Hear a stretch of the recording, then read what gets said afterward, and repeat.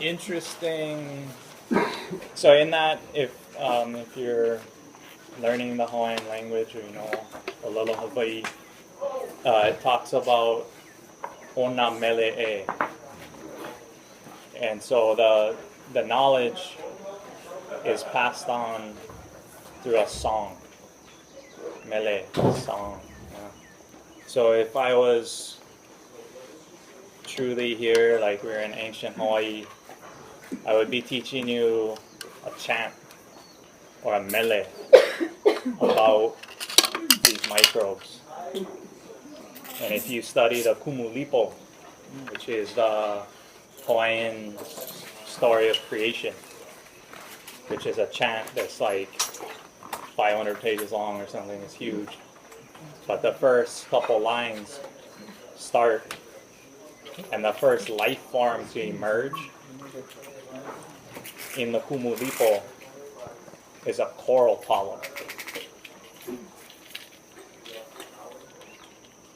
Coral polyp are made from microorganisms calcifying themselves and forming these larger bodies that go and make all of life hinges on our coral.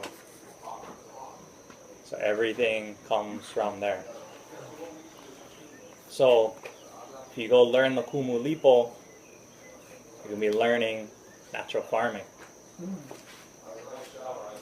So this knowledge, even though here I'm speaking Korean natural farming, hugely comes from Hawaiian culture, all indigenous culture. And if I'm growing microbes on a petri dish, what am I doing? I'm culturing them, right? I'm culturing microbes. So what is culture? Oftentimes you think, oh, it's that food, it's this thing. Culture is your microbes. So understanding your indigenous microbes, coating your body in there, putting your whole land there, you're returning to this indigenous culture, this indigenous way of life in its deepest sense, going back to the roots of where all this comes from.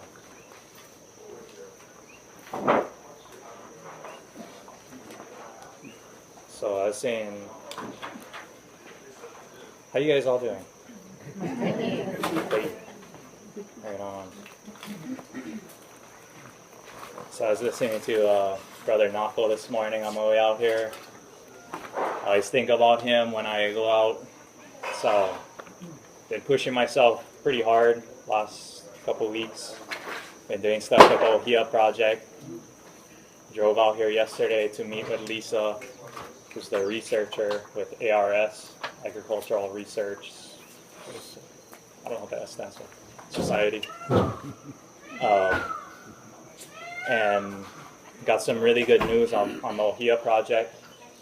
But I've been doing a whole lot, pushing myself to be completely present, getting the word of natural farming out, embodying and practicing it on myself, trying to deal with all the paperwork and remembering who I gotta correspond with, who I forgot to bring the oriental herbs for, and all this. So I'm going to read you another chapter from this book.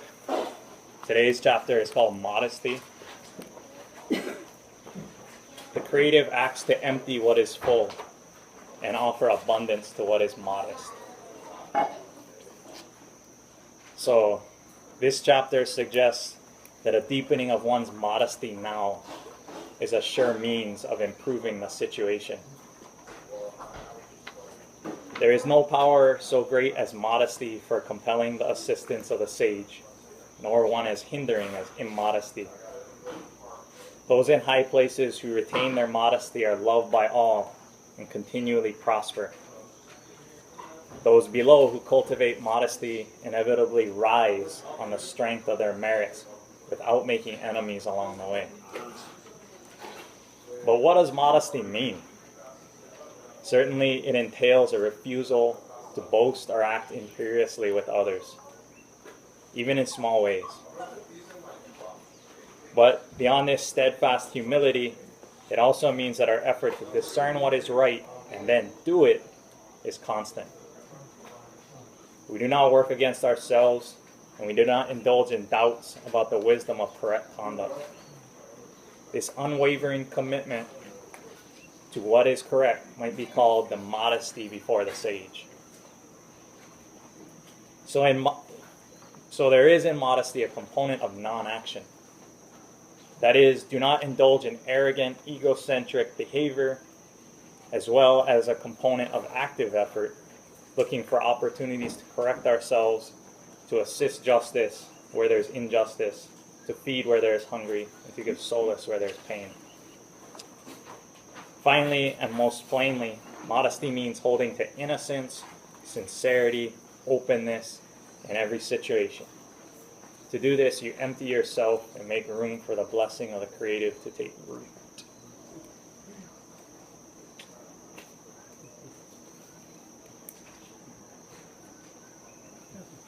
It's a hard one for me.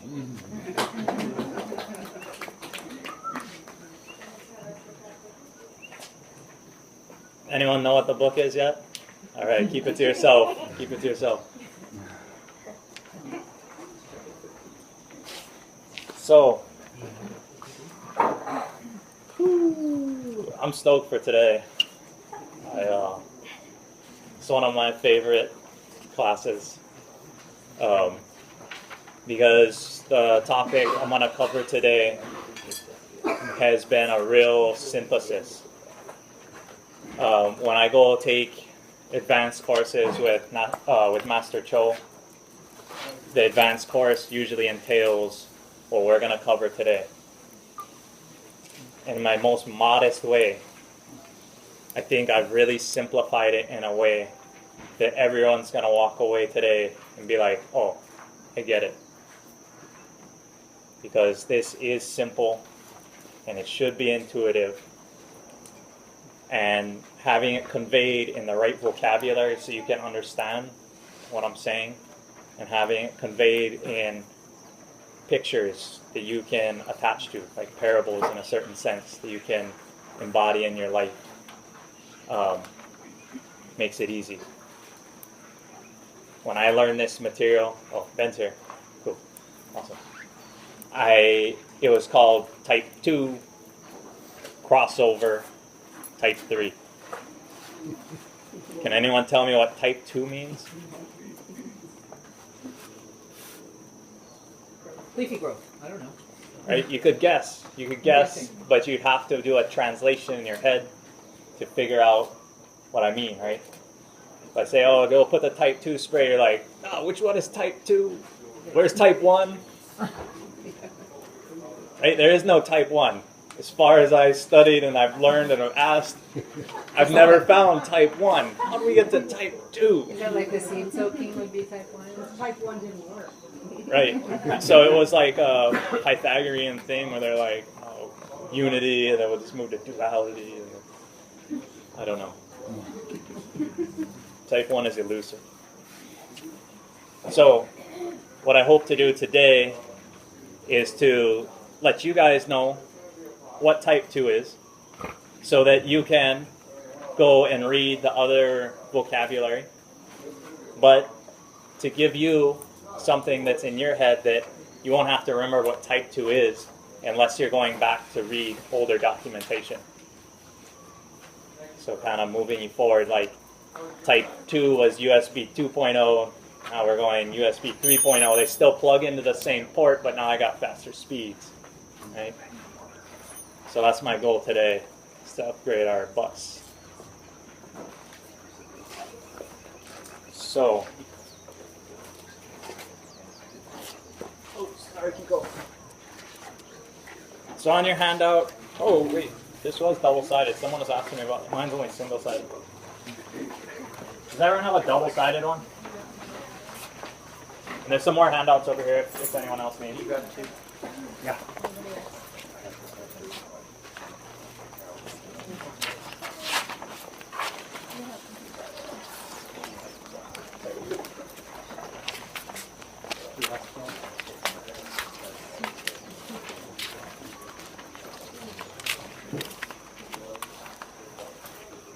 So this side, the side with these kind of chart graph looking things, I have outlined the nutrient cycle. And this is where I'm going to go into the vocabulary and kind of translate this and get it so that we're all got an understanding really easily and can recognize what's happening in our plants. On this side is where I'm going to start here today. So we'll get to the back side, which is how do we use these things I'm going over here today. But I think it makes sense to start with these three solutions, enhancements. So, is it going? Pointing most towards the door, not you. Yeah, but that's I'll stand over here because I just didn't want to get the light behind it. I think if you can still see me, I'm good. Yep. Yeah. Okay. So, the first day, we covered the maintenance solution. And then we said, okay, we got this maintenance solution, which is medicine, food, and a stimulant. Okay. The OHN, the FPJ, the brown rice vinegar. That makes up the maintenance solution. At the bottom of that sheet, there were some enhancements. So you could go and you could modify your maintenance solution to cover certain aspects of your plants. So today we're going to learn and see how to make those enhancements and then go in depth on how to apply these foods. So you see a certain characteristic, you want to naturally enhance what's already happening. That's what we're going to cover today. Not necessarily inducing things, saying, oh, I want it to flower, I'm going to do this, because that's not natural. But you see this characteristic, or you know this characteristic's about to happen. How can I enhance that? You don't necessarily want to get, or you can't get a child pregnant, and they can't fruit. So just like same thing with our plants, we have to recognize when we're going through these stages and then apply those things. So the first one here up top is fish amino acid.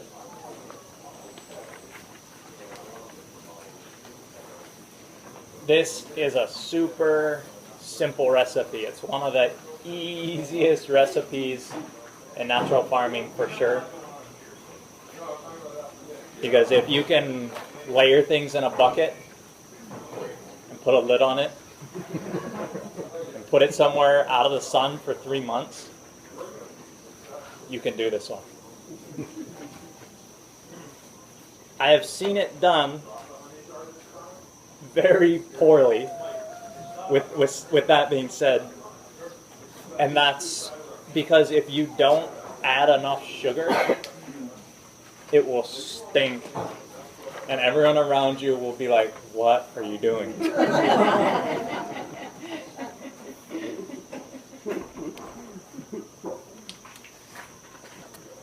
This is a traditional recipe to make fish sauce. So if you've ever eaten anything with fish sauce, this is a super high grade recipe. In fact, I keep this product in my kitchen, which was sold to me for agricultural use. When I make stir fries and curries and tom yum, I put this in there. I'm drinking and eating my fish sauce fertilizer. That's how good this is.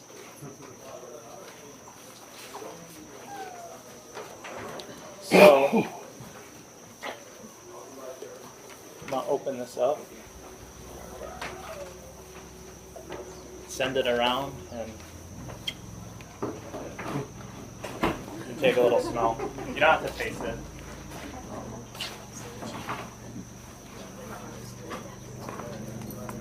So I'll talk about that. All that.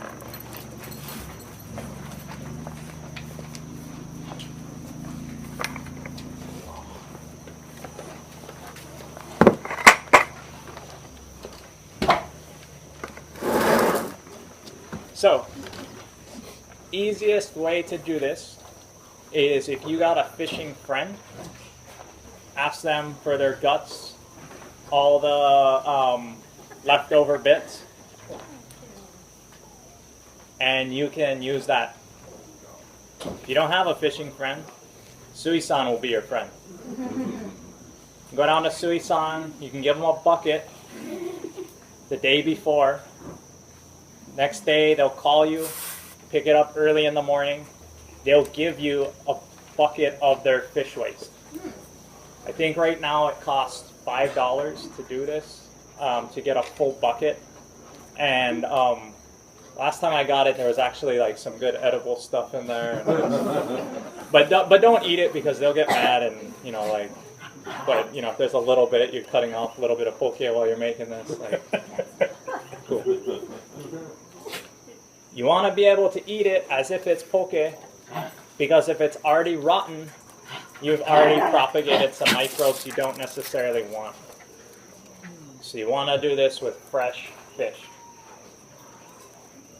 The reason we use fish is because they have some oils in them, especially like blueback fish and other fish like that. They have certain oils in them that are extremely beneficial. They also tend to have better omega balances in what they're doing. So more omega-3 than 6. And that's oftentimes, we don't have enough omega-3. So that's another reason to use fish. As Steve said, he's making it out of mongoose and pigs.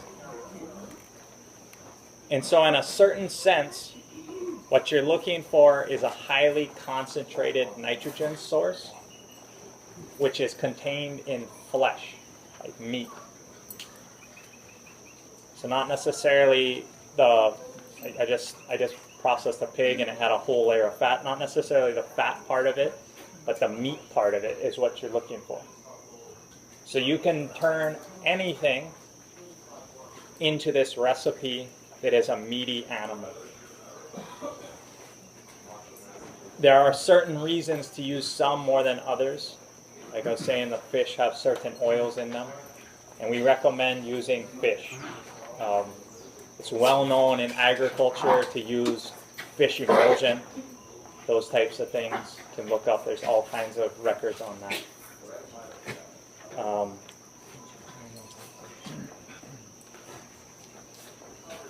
So I'm going to open this. You all ready for this? I started this batch when I taught my level 2 course. So let's see, when was that?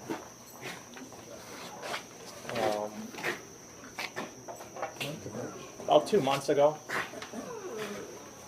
And it's sitting in this bucket, and I need about 1 more month before this will be really highly ready for me.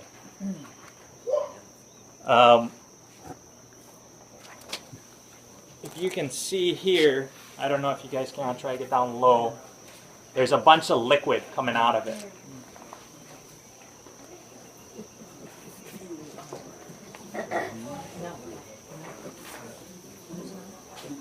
You can also see there's some white mold growing on the top.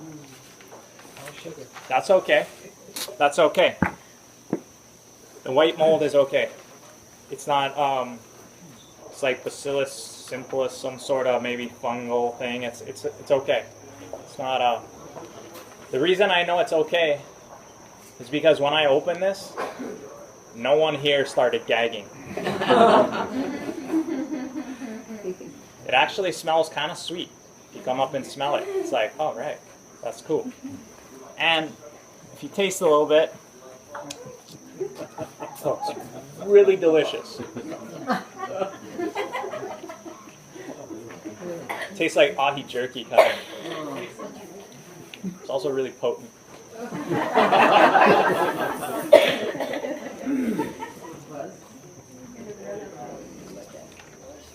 But from my taste right here, I can tell this isn't fully broken down yet. So amino acids are in DNA.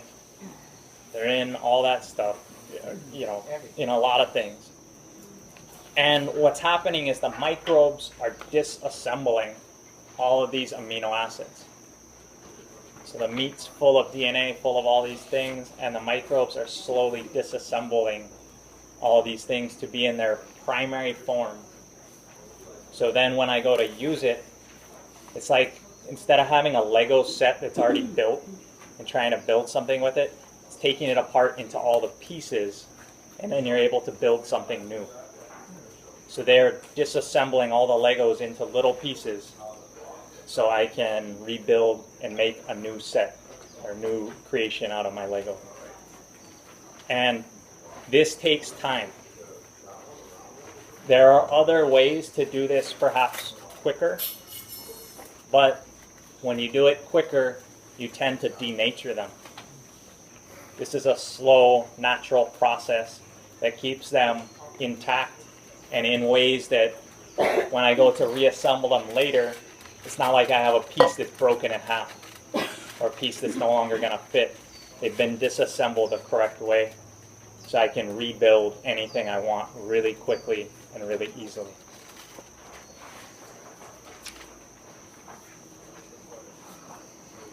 I filled this up to 2/3 because that airspace above helps the microbes breaking this down work really well. Thank you.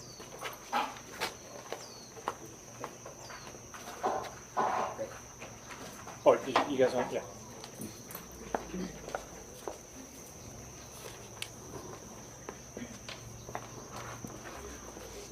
Yeah, even the dog wants some. It's like, oh, this is good.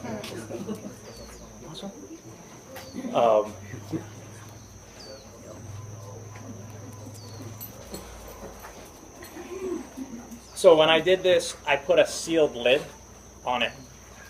You can also use a breathable lid, but if it gets wet, then the insects will lay their eggs through the thing, and then this thing will be swimming with soldier flies and maggots, and that's okay. But I'm not necessarily going to just taste and drink that one. But for agricultural use, that's fine. The soldier flies are fine in there. If you want, and you do this in a chicken pen, set it kind of up, you do this, the soldier flies get in, now you got soldier flies dropping out into your chicken pen. And all the chickens are around there with this auto feeder waterfall of high protein soldier fly content. So it's a decent idea. I would put it in a cage though, because the birds will fly up onto it, I would imagine. Yeah. Yeah, be smart about it. This will attract critters for sure. You gotta put a hole in the bottom or something. Excuse me? So if you had like a cloth lid over it and they just kind of come out of there, you know, I mean, use your engineering smarts to figure out how you could design that system. I'm just saying you could use this multiple uses. Keep it in the shade though. Don't put it out in the direct sun. That'll kind of mess it up. Is there enough pressure in there to swell that bucket up if you seal the lid? No. No, this lid was on here tight and it was on there. And it was kept on my deck outside on, you know, out of direct sunlight. So for the full 3 months, are you keeping it sealed? Like no air getting, are you letting air in? No, in this case I didn't. So does it not matter if it's aerobic or anaerobic? It still tends to be somewhat anaerobic. Like I don't even think this bucket lid is that super tight enough to like. That would be aerobic. Yeah, so it is quasi aerobic. I mean, it's hard to say on that. Which, you know, I know with a sealed lid it works just fine, and I'm getting digestion. When Kim does it, she does it in a, you know, those 5-gallon like soccer game water container things. And that way, if you put a stone or two at the bottom, then you got a tap at the bottom to just drain this tap off. And then you got a container that's well sealed, and you can keep it there. It's also vented. Yeah, and those are also slightly vented, right? Yeah. And food grade. Yeah, and this, yeah, so that's food grade, vented, really good components that this 5-gallon bucket is not. But you can see here, it's smelling good, it's working good. My microbes are running great. So this diagram right here, this is pretty straightforward on how to make it. Essentially, I start the very bottom with a little layer of sugar, just so that way the fish isn't pressed against the bottom. You want the sugar to be there because it kind of helps draw out the moisture, and you know, if the fish is just pressed against it, could get a little putrid in that space. But the sugar helps the moisture move and just keep it all good. So I start with a little layer of sugar to start. And then I just alternate layers of sugar and fish all the way up till I hit 2/3. You can go slightly above 2/3 because if you look at my bucket, it compressed just a little bit. As the fish breaks down, it actually compresses a little bit. But be right in that window to get optimal results. If I had packed this thing more full, it probably would have more of that fungal growth on it. Because it's right in that 2/3 window, the microbes that are growing are going to be beneficial. They have the right ratio for life to happen. You can use the blood, the guts, the bones, the whole thing. You do not need to grind it up first. When we first did these recipes, we would grind it up. It was really gross. Chopping fish for like an hour with a machete, and it was just like really gross. No need to do that. Just put it in. It will melt over time. I imagine if you cut it into smaller pieces, it might melt a little faster. But it's melting just fine for me right now. This stuff is also super potent, so when I have it, it lasts me a while. If you're doing it and your fish floats up, because you'll get a fair amount of liquid, and mine right now, it's sort of mummified. But in those first couple days, the fish is still kind of raw, and if it floats up above the sugar level, it might start to smell. Because that fish is up above the sugar and it's no longer below the brine that you have, and it might start to rot in the air up above, and that might cause a stinky smell. Just take a rock, put it on top so it submerges it again. If you come to it and everything's submerged below and it still smells a little bit, then you need to add more sugar to it. And it's that right balance of nitrogen, the fish, and carbon, your sugar. So if you've done composting, you know there's a C-N ratio, carbon to nitrogen ratio. When you meet that carbon to nitrogen ratio, the composting happens, the microbes are happy, and there's no smell. It's enough carbon to buffer all your nitrogen.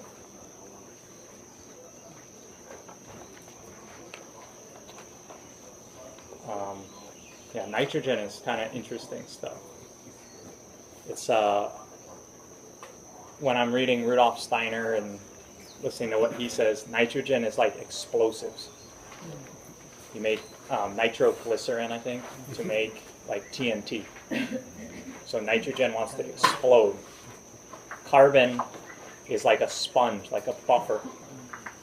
And so if you have a lot of explosive stuff, you have to have enough of a buffer to balance that so you're not having this explosive reaction. So that's why I'm balancing the sugar and the fish together. Now this product that I passed around here is a commercial, off-the-shelf product made by my friend Jeremiah Hinton. He follows this recipe. He makes super high quality stuff. I have some other friends that make another fish product right in my neighborhood.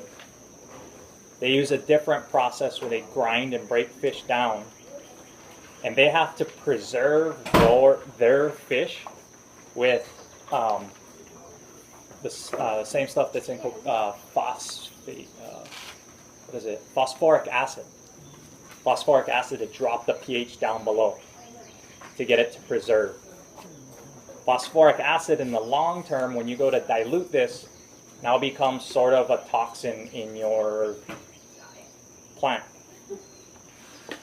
The sugar becomes a benefit, feeds your biology. It's not inhibiting any growth. So this method of preservation using sugar becomes a benefit to you later. I was just talking to Jeremiah, and he may change his recipe a little bit. I'm not entirely sure how that's going to work and see what he's doing. But what he has right now, his company's called Hamakua Gold, and it's fermented fertilizer. And he sells this around, and/or at the break you can come take a picture of his label and give him a call, and he'll sell this to you. Really high quality stuff. So not all fish emulsions equal. His goes through this same 3-month breakdown process to be this really high quality product here. He even has a nitrogen analysis on here of what it is that he's done breakdown. The good thing about this, it's also, he went through the OMRI approval process. So this is organic certified. So all these things I'm talking about in natural farming are organic certifiable if you make them yourself. However, if I sell you something, now you can't necessarily get organic certification on your farm. This product, however, he went through the whole regulatory process to become a fertilizer dealer in their ways. So you can buy this product and still have your organic certification. Question? Can I get a clarification on the layering? Yes. Okay. In this book, the recipe book, it says mix equal amounts of sugar and fish fats and stuff. And I think Kim did it. She mixed it, but did she did layering important? Do you mix the part of fish that is in layers with the sugar? So the question is about layering and/or mixing it together. I just layer it right like this. It's easy. I don't have to get all gross with all the fish and get in there. And simple and easy. You notice the very top layer is a layer of sugar, and I kind of cap it, and I think, well, I didn't really do it in this diagram, but I make sure my top layer is kind of thick because I want to seal all that in there and get that action happening so that it kind of mummifies the fish. If it doesn't, then it's like now it's all out there and you're tempting putrefaction to happen. Whereas what's happening here is fermentation. It's not rotting, it's fermenting. So is the result the same and this one is easier and less messy? Yeah. Yesterday we made this in Ken's level 2 class, just exactly like this, and it ended up being just about equal weights of the fish and the sugar. There was like 15 pounds of sugar and a half a bucket of fish. Yep. And that brought it right up to 2/3, and it was Yep. just capped it, the whole thing exactly the same. Yep. And so she made it yesterday, Kim's class. They did this same, she said it was about 15 pounds to do this, 15 pounds of sugar, 15 pounds of fish. Fish is heavier than you think. It's really dense and heavy. I don't know. I always think, oh, it's light fish are, you know, swimming, they're floating, right? But they're heavy. Great. Yeah. Myself, I'm just having a small garden, so I can actually make something like this in a smaller quantity as long as I follow the proportions, yeah? So the question is, can she make it in a smaller quantity and follow the proportions? In my experience, it's not. It's harder to go smaller than like 2 gallon size. 2 gallon total. Like a That's 2 gallon. 5 Like gallon. so, if I took a 2 gallon bucket and I did it in a 2 gallon bucket, this is a 5 gallon bucket.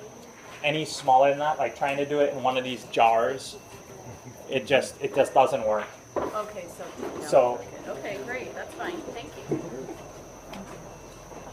Have you ever used frozen fish?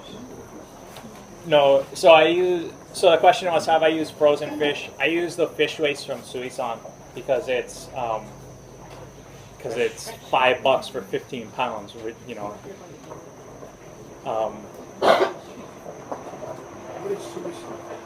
it's a fish market.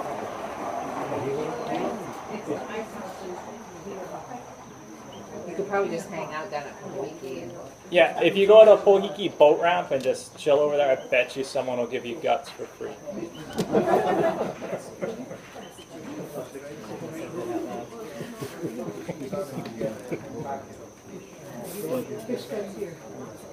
Okay, can you speak up? When you go to suicide, they give you a packet, a full packet. No.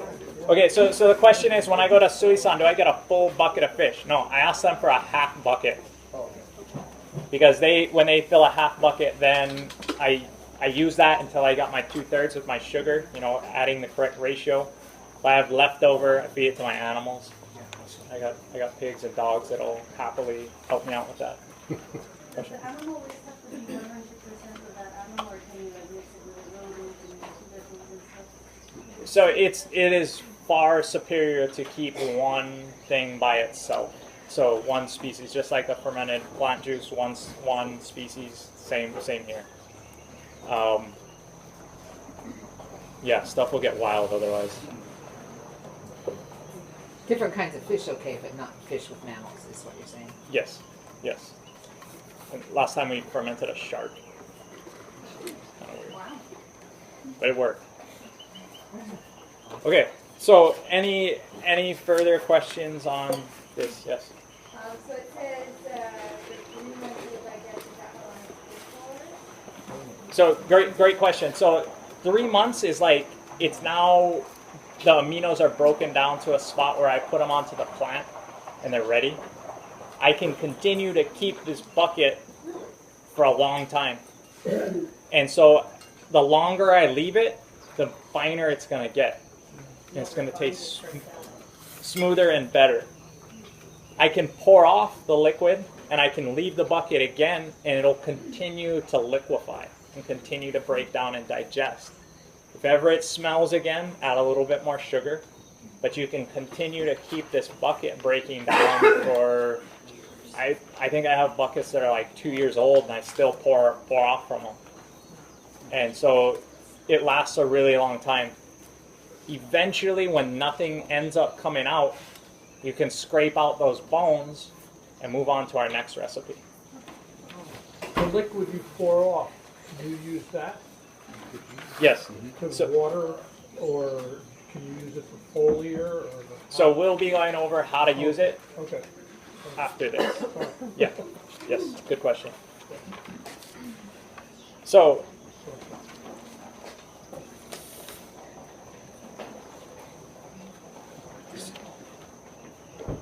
So this next one is on water-soluble calcium phosphate. So we went through the meat, right? Now we're going to go on to the bones. And so this one is really, really simple as well, and it's kind of fun. The other one is, I don't know how fun that one was. It's just layering, you know, it's like, this one's fun. You get to play with fire.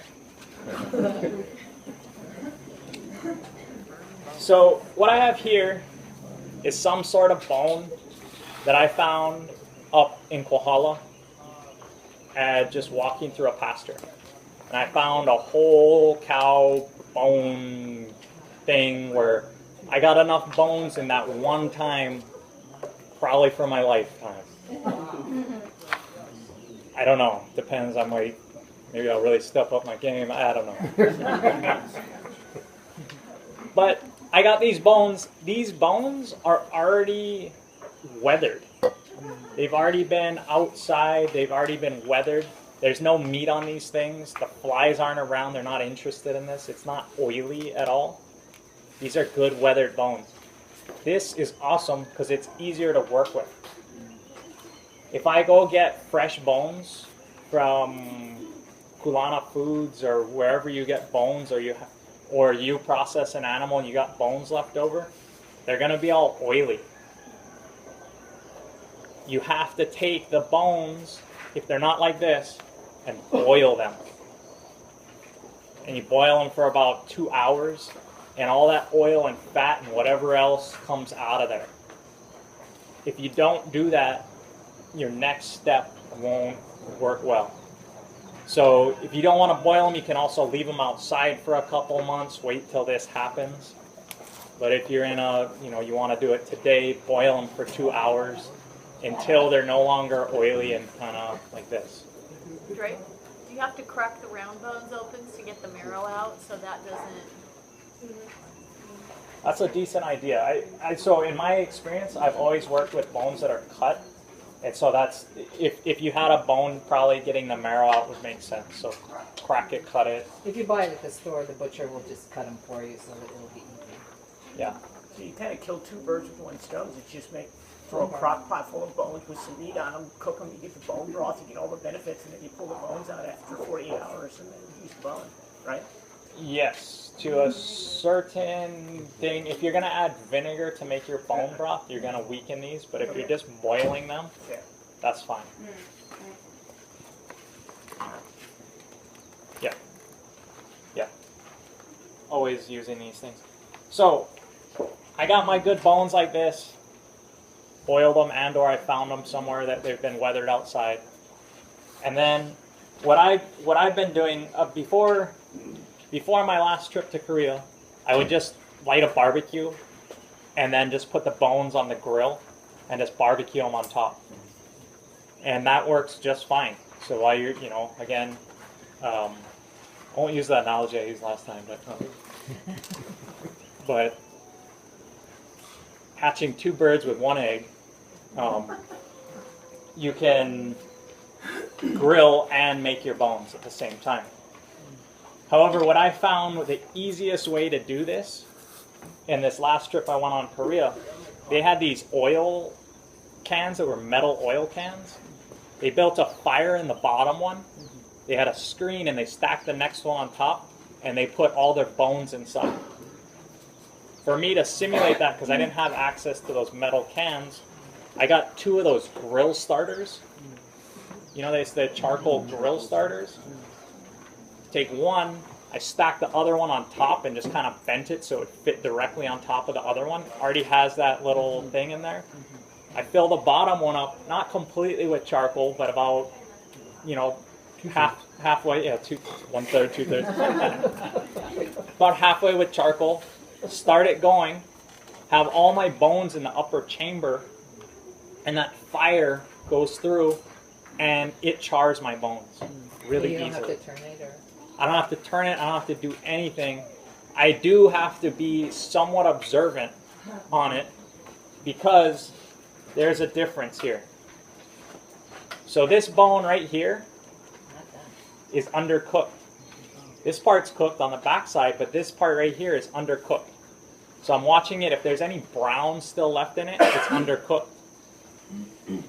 Then I also have to be careful. This bone here, where it's kind of gray, this one is slightly overcooked. So you want to be in this zone right in the middle, which is nice black bone. But don't worry about it too much, because you can take, this part was actually hanging out, my chimney was right here, this part was out like this, fire was churning right here, this part's there. Just crack this off. I don't use this piece. I just brought it here today for an example. This one I could throw in my garden. Now I got bone charcoal in my garden. Awesome. The super burnt part, kind of crack it apart, you know. Just don't put it into this next spot. Can you just scrape off the ash color like burnt toast on the one that's overdone? You could, and it's not, this one isn't so overdone. I'm just not going to use this piece right here just because, you know, I have enough of the other stuff. But yeah, you could just crack off that over gray spot. Question? You're saying it turns gray after it turns black? So it goes from brown through char to then gray. Just like wood goes from raw wood into charcoal into ash. Same thing is happening with these bones. The bones, you see how I just broke this? When they're ready and they're done, you should be able to pretty easily break them with your hands. If they're not done, it'll still be really hard to break them. But see, it just breaks apart in my hand. I'm not even like, you know, grunting or anything. So, question? Well, I have a huge cow bone that's been weathered. Would you use that or try to collect smaller? So yeah, if you want, get a sledgehammer to break it down a little bit before. You don't want to put super small fragments in your cooker in the beginning because they'll ash too fast. You know, decent sized bones, put them in there. Is that all not birds? Yes, so thank you. That was the next point I was going to get to. So use land-based animals because their bones are designed to be weight-bearing. Oh, more dense. Birds are designed to fly. They're designed to be light. They won't char out the same way. They won't be the same, you know, in terms of land-bearing things. However, Master Cho says the best bones are from fish for some reason. I don't know why, but he says fish bones are the best. I don't know. I've never got enough fish bones to do this. It's just, you know, one cow is like, I got a lifetime supply. It's like, you know, I don't fish that much. Kind of a land guy. Yes. How about chicken bones? No birds. They walk. No birds. Birds are designed to fly. So even though they're on the ground, they're avian. You know. Yep. Are denser land mammals better, like pigs and cows, as opposed to like goats? I mean, rabbits, you just couldn't even char the bones; they just burn. Yeah. I mean, it's super easy to go find like some bones and one cow and you're done. Like, how many rabbits do you have to go? I don't know.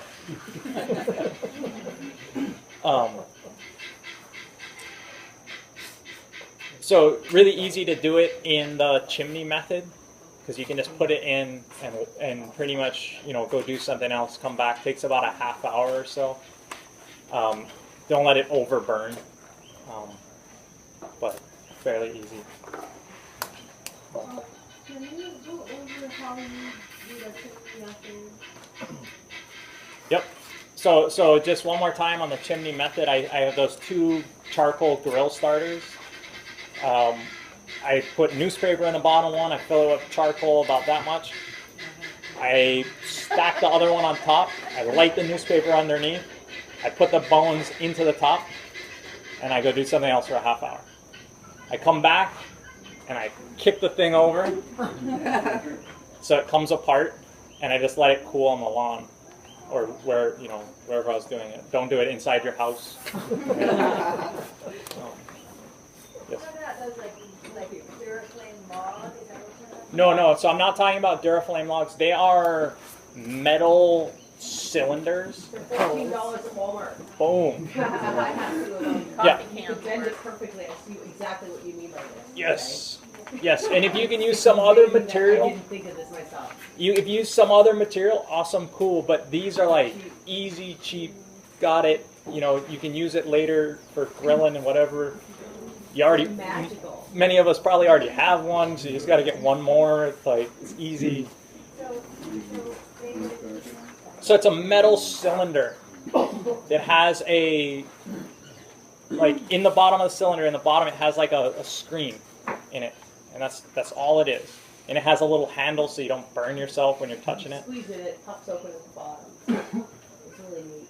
Yeah. Every woman should have one. Yeah. Makes you look like a fire starter master. Yeah, right? You start your fires and you hide that, and then people show up and they're like, sit it by myself. Yeah. I've never done that. Oh, I've thought about it. I have a nice voice. I have to Does it smoke a lot?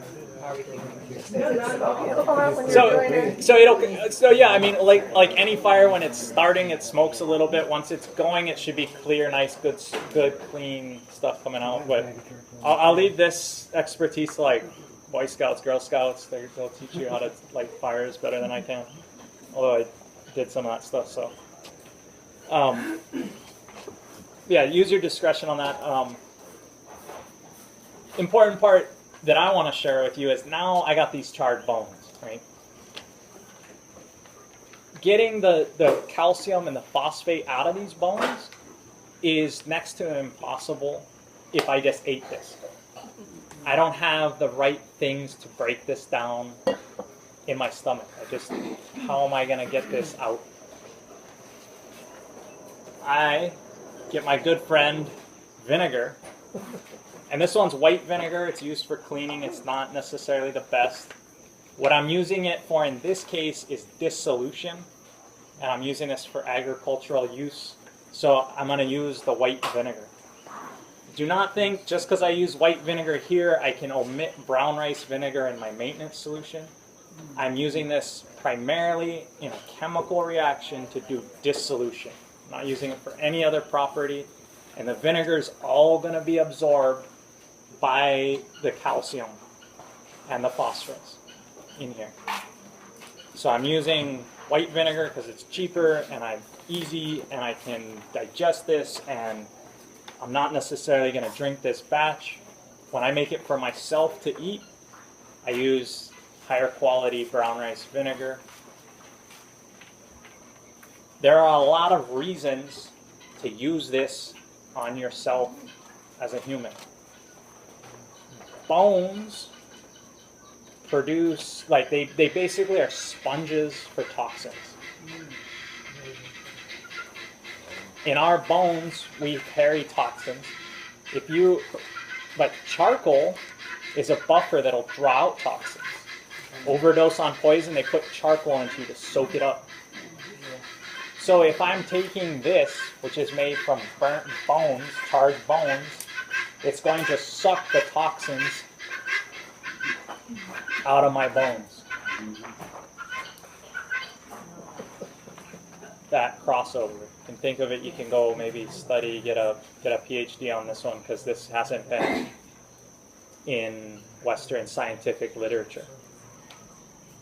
This method for Korean natural farming, of doing this method, is the quickest and easiest way to get calcium and phosphate into your body.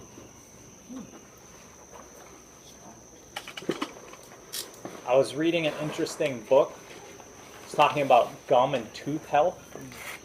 And it was saying, I think if your gums are receding, that it's a calcium and phosphate deficiency. Mm-hmm. So by supplementing this into our diet a little bit, your gums will come back down, your teeth will get harder. I've been taking this recently. I've been taking the calcium and the CalPhos just as a supplement to kind of help out my teeth. My fingernails are so hard They don't grow out this long ever in my life, and now I got like long, nice looking nails, and they just won't break. And I go to chew them off, and it's like I'm chewing through a freaking cement board. It's like I gotta like get nail clippers now these days. I can't use my teeth anymore. It's crazy. However, don't drink too much of it. It'll cause kidney stones, and that will not be fun. So, if you're going to eat this, go really light on it. Exceptionally. Even more than the dilution we use for plants. Your human body is very sensitive to these. And also, I'm not a doctor, so that's not medical advice. You define light? What's that? Define light, very light. How much? Very light. So I have a medicine dropper. I put like 1 or 2 drops into a whole glass of water. So I have no idea what that is. It's like There's 1 or 2. 20 drops in a milliliter. Okay, so 1/20th of a milliliter per cup of water. Like, you know, and that's enough to make my nails harder and like everything. I feel, you know, in our diets, we're notoriously deficient in calcium and phosphorus. That's why as we get older, our bones get weak. And if you're supplementing this way, it is immediately absorbable into your body. It's not like something I have to digest, like another calcium supplement that has to go through, like calcium carbonate, something like that won't go into your body. You just can't absorb it. This goes immediately into you so fast, like it'll absorb through your skin type of quickness. How much do you say you take? 2 drops. I take 2 drops into like a glass of water. Yeah. So this would be good for osteoporosis and, I mean, maybe. In my non-medical advice, Right. yes. What if you do not want to use it? Could you, in fact, kind of rub it on into your toes? I would think so. Or your gums. Yeah. Yeah. Yes, question. Burnt meat is highly carcinogenic. Has any study been done about burnt bone? It's fermented.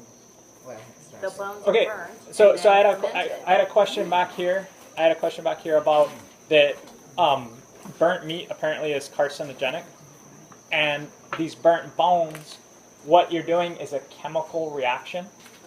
You are extracting the calcium and the phosphate, which are dissolvable in vinegar, into a liquid, water-soluble form. The rest of the bone, when you're done, you can compost. And so don't eat that other part. But from a chemical level, what's being dissolved into the liquid is your calcium and your phosphate. Thank you. And this is a dissolution. Everything I talked about, fermentation, tincturing, this is a dissolution. They're different processes. You study that. So to make this, I got my nice charred bones. I got a glass jar.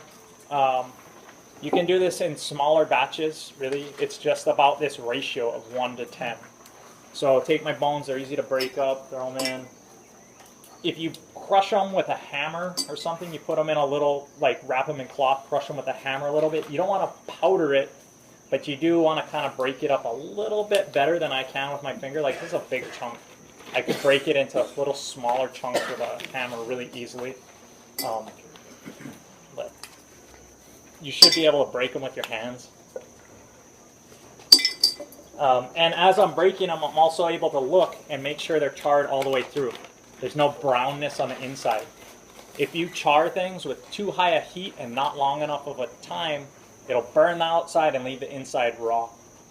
So that's another reason as you're breaking them up to kind of look, make sure these are burnt all the way through.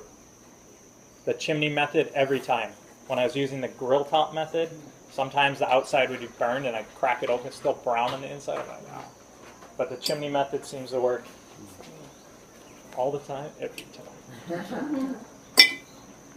So, break these guys up, put them in. basically what I'm trying to do is fill up my jar here, about 10% or so.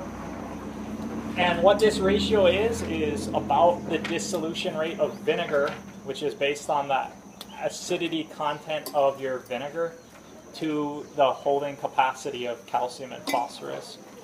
And there's a certain ratio there that happens. So break them up, break them up. Have you ever tried putting bones just in a fire, like a campfire pit, and then pull them out? You can. It's not nearly as effective as having them in a chimney, just the way the heat's drawn through and stuff. But yeah. So basically,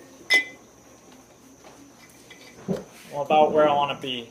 You could weigh this out and have it be by weight 1 to 10, because volume's really hard to measure here. But about where I need to be, it's about 1/10 of my jar. I'm going to fill it up to here. This recipe, because it's a dissolution, 2/3 doesn't matter. It's not a living thing. It's actually breaking things apart. As opposed to building things, I'm dissolving and breaking them apart. So it doesn't exactly matter. So bones are in. Pour in my vinegar. And what you want to be careful of is not so much with the bones, but especially the next recipe, is overfilling it. If I pour that in as quickly as I did to the next recipe, it will explode like a volcano that you did with baking soda and vinegar as a little kid. Yeah, that'll happen. You see the bubbles rising.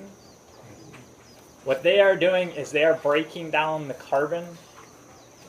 It's holding the calcium and phosphate in place. They're breaking that down and releasing CO2 gas. So those bubbles are CO2 off-gassing coming up. So this will continue to bubble for the next week or so. Sometimes 11 days, it depends a little bit. What I like to do is to just agitate it every day. So I come by and I just kind of shake it like this and just try to stir it a little bit and agitate it each day. So that way the vinegar and everything's mixing well. You don't necessarily have to do that. It just helps a little bit as I do that. When it's done bubbling, you're now able to test whether you got the right saturation or not. How you do that is you take a little bit more bone, a fresh bone. I've waited 7 days here. I stopped bubbling from what I can see. Have I saturated my vinegar to its holding capacity of calcium and phosphate? I take this new bone, drop it in. If that new bone starts bubbling, I need to add more bones into it. I didn't fully saturate my liquid. If I throw that in and it doesn't bubble, that means that my vinegar is completely saturated. So I got as much calcium and as enough phosphate as it can hold. It can't hold anymore. It's like I'm full. I'm not going to bubble anymore. The way you measured the brown sugar before, you said, to bring in the volume correct, you filled up the liquid first and then the brown sugar so it came up to where you wanted. Yep. Could you do that with the vinegar? Put it up to, say, if that's a 900 milliliter, and then fill it up to the 1,000, you'd know you have the right ratio. Yep, you could. You could. You could do that, and you could get it right on. What I tend to do is I tend to just add more bones than I think I need, because I got a lot of bones. They're easy. I just throw them in, and I tend to just add a little bit more bones than I think I need. That's easier for me. The exact precision on this is like, it's a window.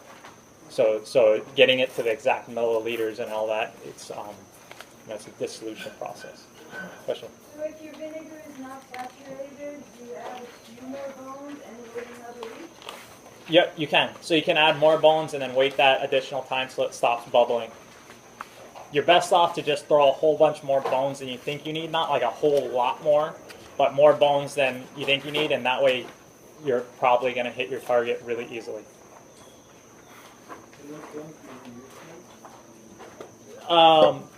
They can. I've done it twice out of the thing, and it's worked. But usually now that I got my chimney method and everything together, I just start with fresh bones each time. Do you make fresh bones every time? Or do you So I char a whole bunch of bones at once, and then I store these bones. Like, I did not just char these before this class. I had pulled this out from my stash of already burnt bones. I also tend to do this when I'm doing it on my farm. I tend to do it in a 5-gallon bucket, and I buy like 3 gallons of vinegar, and I pour it in, and I do it in a 5-gallon bucket. Here I'm just doing it in this glass jar so you guys can see. But largely when I'm practicing, I'm doing larger volumes. Just want to make that clear on a lot of these things when I'm doing them here. It's like 1/2-gallon jar size. For my farm, I'm doing like 5-gallon bucket size. Chris's farm, that he has 600 acres, he's doing 15-gallon bucket size. You know, so you got to think about, and perhaps in your case, like 2-gallon bucket, 1/2-gallon jar might work. Question? Oh, wait, hang on. Yes. How long can you store this liquid? So the liquid, once it's done, airtight lid will store a really, really long time, like almost indefinitely, because it's just vinegar and it's clean, and that's what it is. You want to store it after you poured it off. You don't want to store it in this form. Once it's done, I want to pour off the bones and then store it. I don't want to store it with the bones. Question? The charcoal starters, is that like a reusable thing, like a rocket oven? Yes. So you can reuse it just with more charcoal? Yes. Okay. In fact, I have a grill at my house. My parents have a grill at their house, and I just grab both of them, put them together, and then I put them back. And then when I want to do it again, I put them together. So the top one, you just put the bones, no charcoal? Yes. Yes. I have a question. Yes. Is that now the bones, once they've separated from the liquid, is that what you call activated charcoal? Biochar? Okay, so the question was, the bones separated from the liquid, is that activated charcoal? Is it biochar? The answer is no. There is value in the bones being charred afterward as a soil aggregate, but it's slightly different.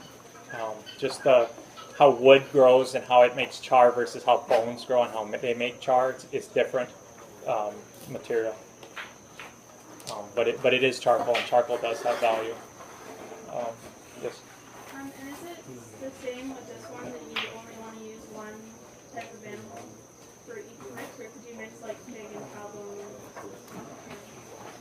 You could probably mix different species of bones because you're charring them and you're dissolving. So there's no fermentation. When you're growing things, you want to keep them separate. When you're dissolving, it's like break it all down. And so if you just collected bones that you had used, if you like cooked the meat, the bones still in it, would you then boil, like the already cooked bones, you would boil them for another 2 hours and then you char them? Yes. So if you had like a T-bone, you had your T-bone left, boil that sucker after you've done eating it, and then char it.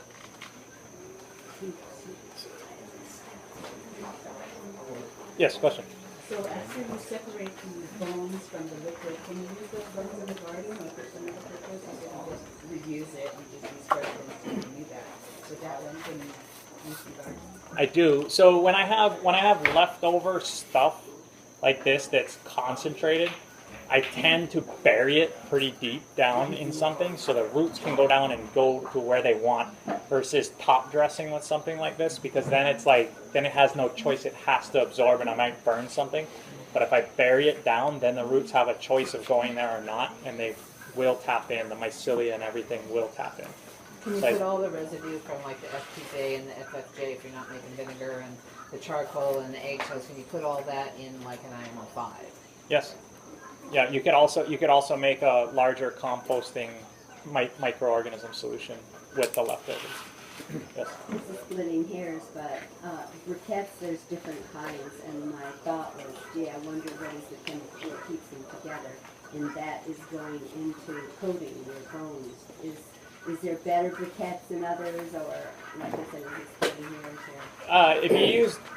Or? natural charcoal wood probably best, but from my understanding of it, the charcoal, by the time the fire is really hot, it's going to burn off all those other things. Like the quick starter kind. Yeah, all that kind of burns off when it's flaming, because I'm creating a rocket stove, right? And it is hot.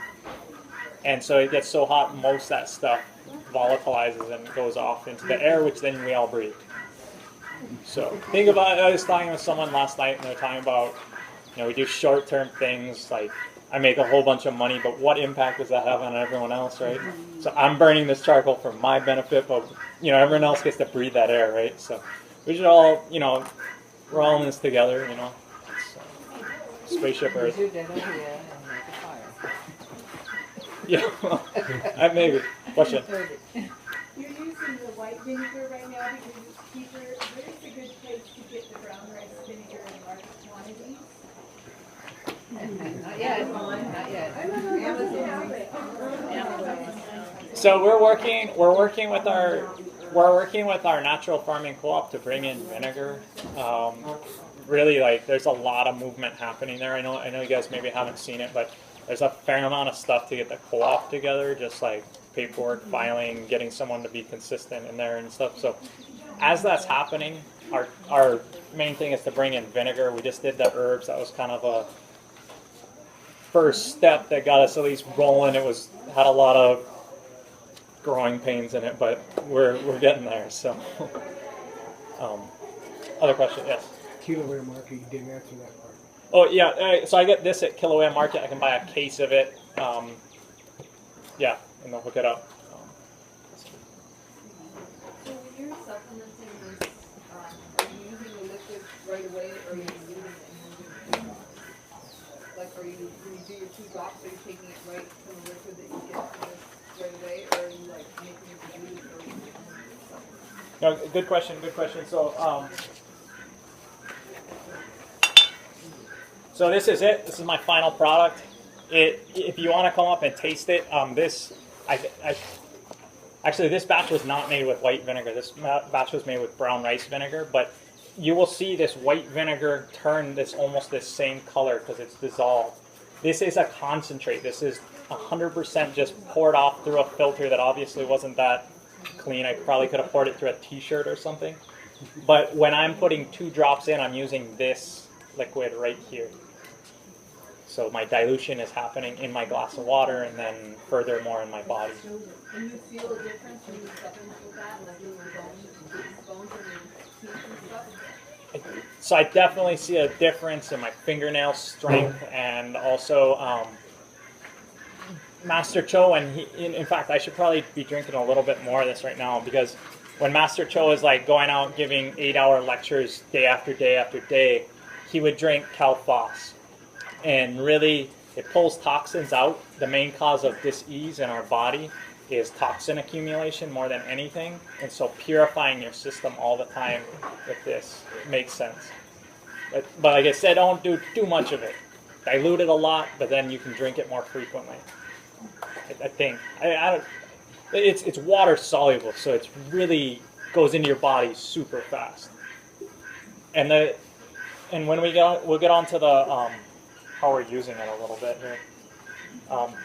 So the last recipe on this paper here. Any further questions on WCP, Cal-Phos? Yes. Are there also, I take ocean trace minerals already in my water. Is there trace minerals in there too? No. Yes. So she was asking if there's trace minerals in here as well. I'd say the answer largely is no. Can you, I've heard daikon radish juice will dissolve kidney stones. okay. So he heard that daikon radish juice will dissolve kidney stones. You could probably also use lactic acid bacteria, but there's other solutions. So if you overdose, check him out. Check him out. Yeah. Because I may see you one day and be like, oh man. Cool.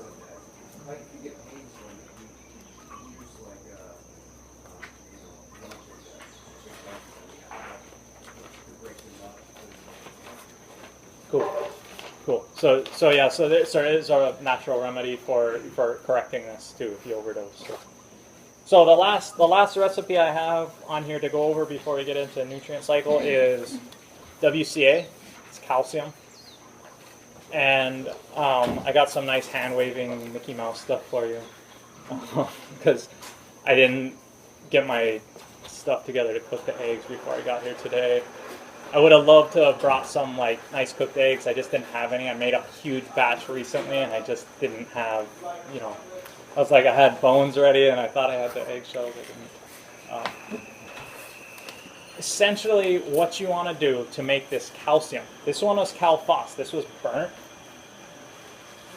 We also need calcium specifically without the phosphate in natural farming. And I'll get into that and the reasons why. But calcium sources come from two or three things. The best source is eggshells. So roughly a dozen eggs crushed will make this same half-gallon jar. 12 to 15 eggs, depends on your size of the shell. So, or you can use coral, the white coral. You can get it crushed coral. It's called calcium carbonate. You can buy it in like 50-pound bags from BEI, and it's crushed coral. Another source we have here is opihi shell, and shells of things. Those are the three sources. So with your source material, you want to bake it a little bit. So what you're doing is you're removing the moisture content. You're also cooking out any organic matter that's left. So you just want the inorganic calcium left. Is it necessary to cook it, or could you like dehydrate it out in the sun on a flat surface for a long time? I don't know about the sun method. That's what I've been doing for a long time. That's why I'm curious if I'm not doing it right. I hate that one. I never cooked it. I grind it and do that after the fact. I don't know. Okay. I don't know. Yeah, I don't know. The other thing I do know, I do it kind of in a cooktop. It doesn't take that long. Kind of low to medium heat. Cook the eggs, and they'll come out looking like good toasted marshmallow. Another way to do it is to put it on a baking tray and put it into your oven and bake it while you're cooking something else. Just throw it in there and bake them. And I know both those methods work. So, question? So I'm just walking. Actually, Try to collect 12 eggshells. So it takes me several days, maybe a week or 2 weeks to collect it. I wash it and put the shells in a airtight container to try and weigh until I have to boil over. But by the time I do that, it's so stinky. I throw it away. And how do you do it? And what's the secret? Okay, so she's asking, how do I accumulate eggshells over time? I don't mind that grossness. I just cook them up. If you remove the inner liner out of your eggshell, and then it probably won't stink as bad. And then just air dry it for a day and put it in the bag and throw it out. Yep, you can air dry them, put them out. You can remove the inner lining if you want. I just rinse them and freeze them. Rinse them and freeze them. It's a lot of good ideas. Yeah, I just throw them in a bag, or I actually throw them in a Tupperware in my kitchen. When I do it, I don't remove the inner lining. Later, when I'm toasting them, it gets hot enough that the liner disconnects from the eggshell, and then I go through a process called winnowing, which, if you know, like threshing and winnowing, it's separate the seed, and then I basically pour it through with a breeze outside in the wind, and the lining is so light it blows away. The eggshells are heavy, they fall straight down, so I just pour it in a breeze outside from one container to the other. All the liner blows away, and that's called winnowing. I use a solar oven. How hot does it have to be in the oven? And opinis, do they get roasted too? Yeah, so your roasting thing, so the question is, she has a solar oven, how hot does it have to be? I don't know. I don't know. I just cook the crap out of them for a while. When I'm doing it in a pan, I do it so I see the toasted marshmallow. You know, it's not like, you know, it's the raw marshmallow to like perfect marshmallow to like too burnt, right? It's like try to get the like nice and brown. The eggshells actually will change. They'll be lighter when you pick them up. They'll be physically a little lighter. It reacts the same way. Okay, so you're good. A little dark in color, and then they also are really light. Yeah, and so then when you drop them on something metal, it makes more of a tinkling noise than raw eggshells would, and so the properties have changed. So with that in mind, however you're cooking them, if you got those two properties happening, the colors getting browner and they're, you know, making noise, that's awesome. OPE, crush them with a hammer, do the same thing. You gotta bake the OPE as well. Coral, same thing. If, like, if you got a piece of coral, you know, an old block of coral that's been out in the sun for years. Yep. And you just hit it with a hammer and bust it up. But then you have to cook it still. Crush it down, toast it a little bit. Just a little. Yeah, just a little bit. Now, the coral, because I collect pieces of coral, you know.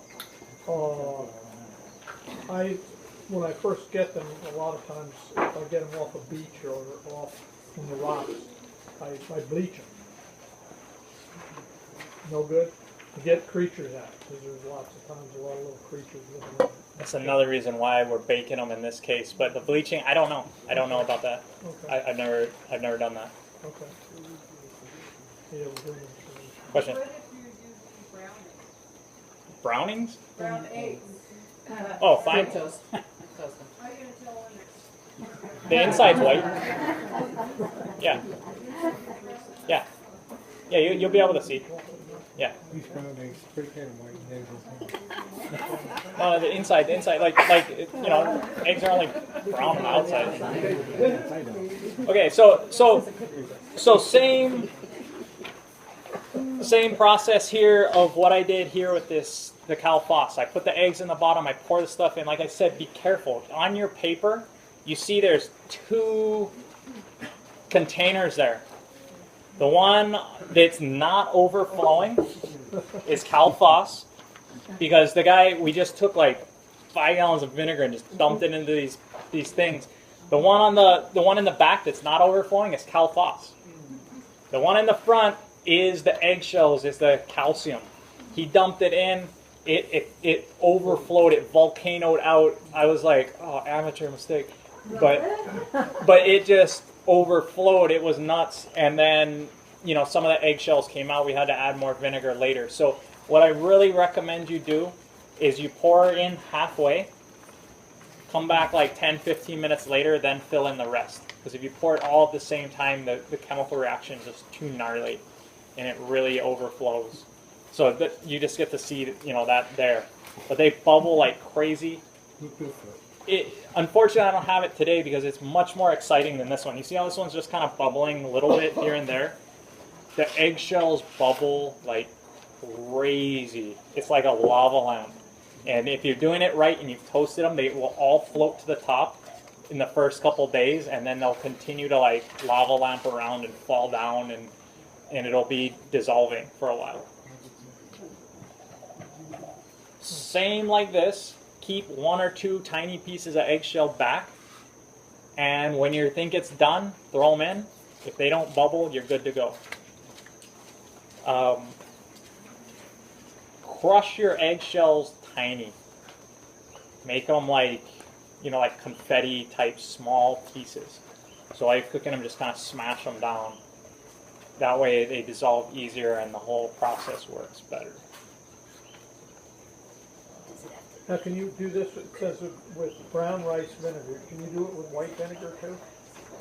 Yep, same. So brown rice vinegar is the preferred best way. Like, you're going to get a higher quality product. I tend to use white vinegar just because, you know. But if you're going to consume it, you would never use that. Right. You want to use brown rice. Any other You let questions? it ferment, the same amount of time, like 3 months, or just 7 days? So the dissolution process on this is done when it stops bubbling. It takes between 7 to 10 days. I don't know. Sometimes it seems to go quicker. Sometimes it takes a little longer. I have no idea why that would be. It should be constant rate, but Sometimes I'll like swirl it around and bubbles will still come up, and it's okay if there's a tiny, because air gets trapped in there. So if you agitate it, bubbles come up. It's not still bubbling. Question? We were taking the same dosage as the other. Really light on it. Yeah. And when I get to this back, we'll talk about why and what and how. So. Absolutely. So when you think it's done, throw in their last little 2 bits that you retain back. If they bubble, then you needed more. But if they don't, err on the side of more eggshells again. You're always better to do more than less. If you try pouring the vinegar in the jar first and then dropping the eggshells in. No. I was just wondering if it eliminates the bubbling. No, it still bubbles like crazy. No, okay. Yeah. The overflow? No, I'm saying if you just reverse the process, instead of putting the eggshells in first and pouring the vinegar, you've got the vinegar in there, and you should just start dropping eggshells into it. It probably wouldn't be as violent of a reaction. It'd probably be a little better. Okay. Yeah.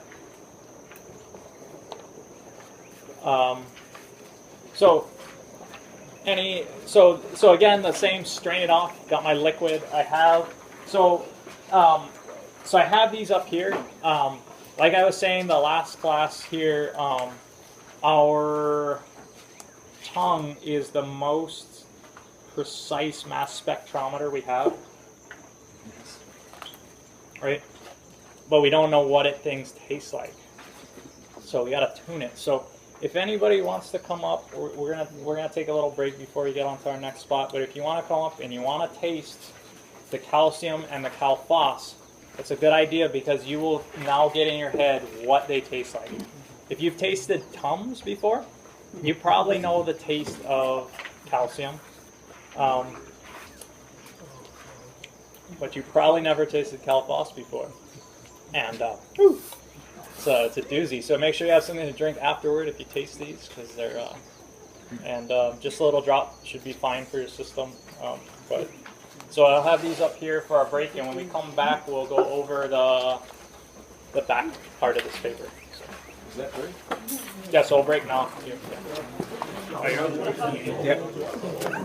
Okay. It's got it. Aloha.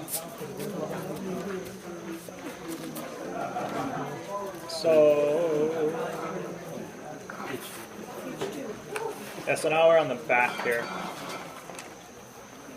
So I decided today to kind of start with how these were made, so that we're really familiar with them when I get to this back page, because this really kind of ties it all together. So I've been having fun making these handouts and these things, because I like to really be conscientious in like every square millimeter and square inch of what I'm doing. So if you start right up here at the top, right after you see natural farming growth cycle, you kind of see it's going through basically from a baby, which is like your seeds, to this guy here, which is like also babies. You want them to be chubby little baby, to coming to this guy here, which is kind of growing up and getting a lot of structure, getting taller as we do, and then eventually getting pregnant and reproducing and starting that cycle over, right? And so that is the growth cycle. All life goes through it. Plants are no different. Sometimes it's hard to tell, what stage your plant may be in. But the more you're farming, the more you get to know your plants, the more it'll become easier for you. So certain plants, we know them really well. Other plants are a little bit harder to tell. So if you turn around and look at that papaya tree right there behind you, it is going through all 3 stages right now. It is growing leaf, it is flowering, it is also fruiting. Not all plants are like that. Some go through really distinct stages. Something like a lettuce, it's going to grow leaves. It's usually when we want to harvest it, before it bolts, puts out flowers, and then before the seeds start to really form in those flowers. But with a lettuce, you can see, if you've ever grown lettuce and let it go to seed, you've seen these really distinct stages happen in succession. So not all plants are equal. Some are different, the way they grow. But this same formula can be applied if you understand how to use it. So the main thing on here, before we get into these charts, is this picture right here. The one with this plump guy and this skinny guy, and then this kind of muscular, balanced guy in the middle. And that was like the best free GIF I could find on Google Images. I don't know what it's. Yeah.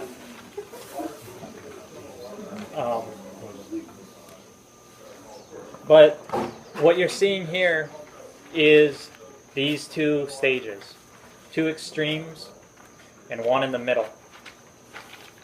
And what we do to find the balance point in the middle is a lot like rocking a boat back and forth. So you notice in plants, they'll grow a little bit, then they'll plateau. Or they'll, in the case of the papaya tree, it'll put out leaf a little bit one day, the next it'll put out a flower, the next it'll kind of work on its fruit.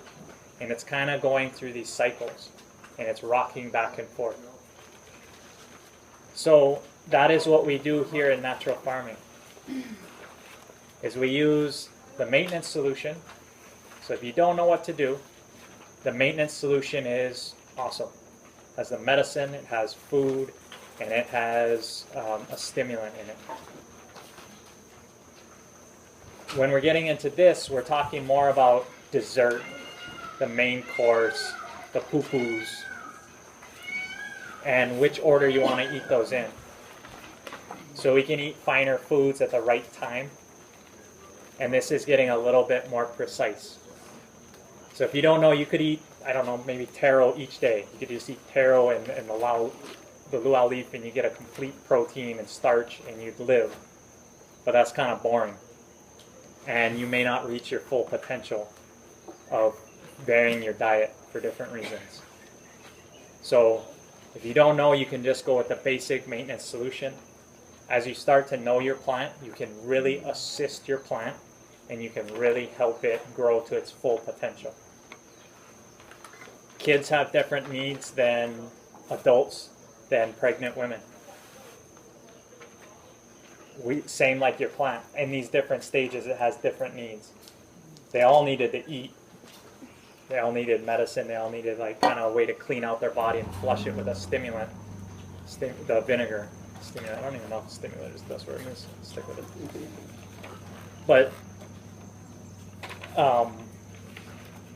But getting more precise can really help you get bigger, sweeter fruit without blemishes, flowers that will blow your mind, help your body, and long-term longevity of your plants. So not just burning them out. I witnessed a farmer in Korea with I think 100-year-old pear tree. Pear's the size of your head. They're Asian pears, kind of like between an apple and a pear, of what we know. These trees still pumping after 100 years.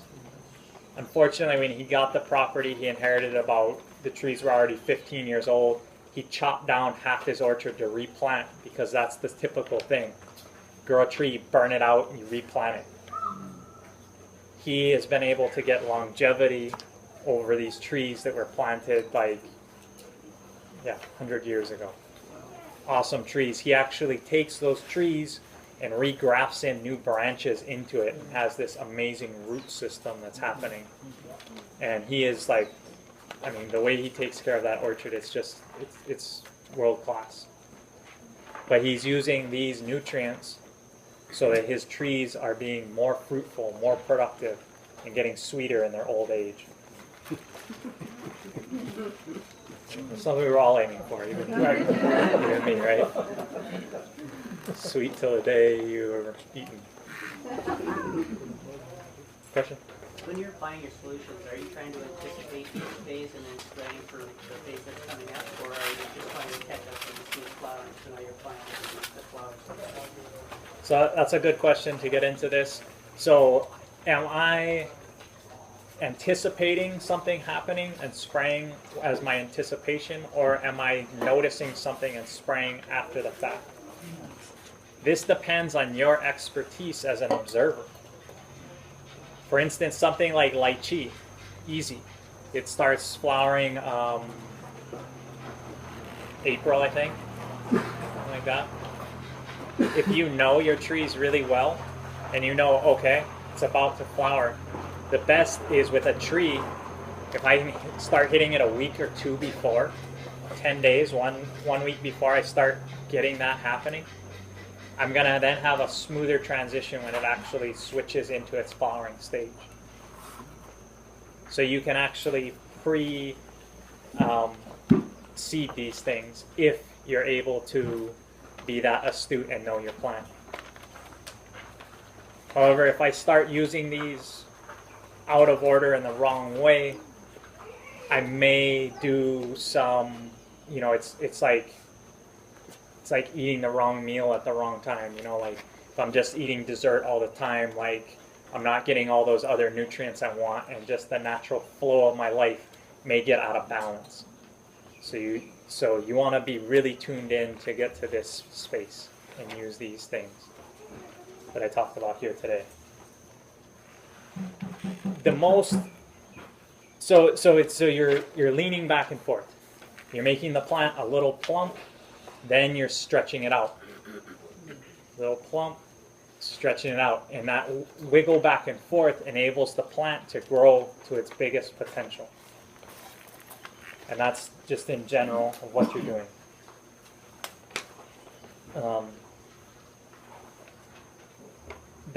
This next little graphic here with this clip art puking in the toilet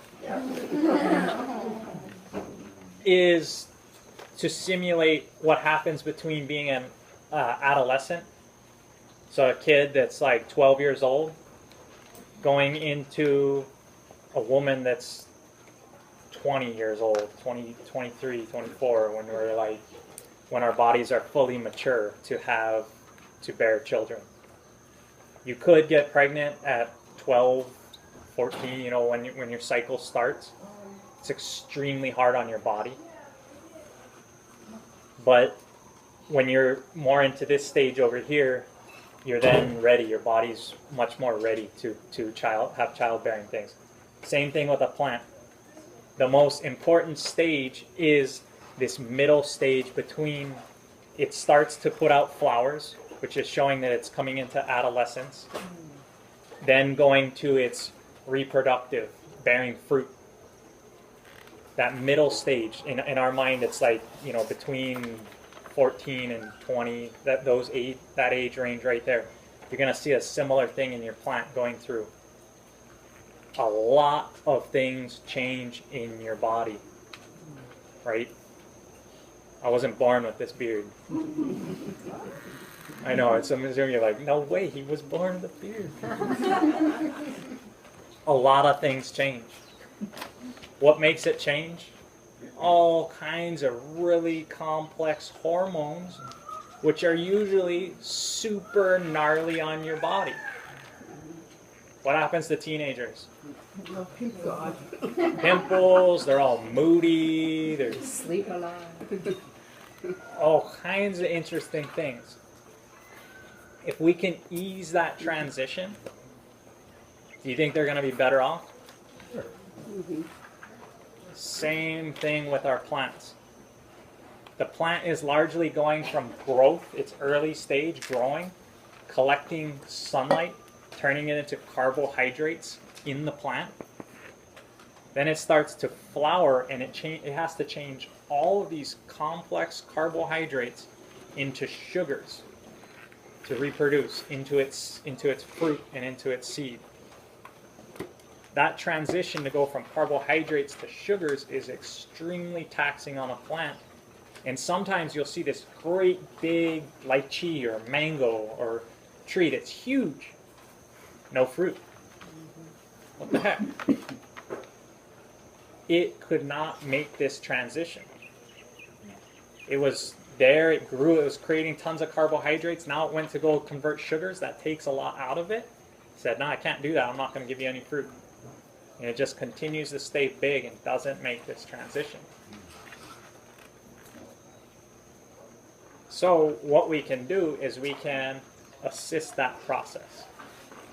Then when we know it's supposed to be flowering, we can precede that with natural farming solutions. The morning sickness in women can also be avoided by this same process. Or mitigated, not avoided. I don't know. So far it hasn't happened to me yet. I don't know if it ever will. We'll see. Next one. Maybe. Alright, I'm just going to leave that one there. What makes this transition possible right here is phosphoric acid. Phosphorus. Phosphorus is light. Okay. Or burn phosphorus. Rudolf Steiner thinks of phosphorus as light. What? Somebody talked to my Light. Light. So when you want to go through a reproductive stage, you got to bring in the light to go through that stage, pass it on.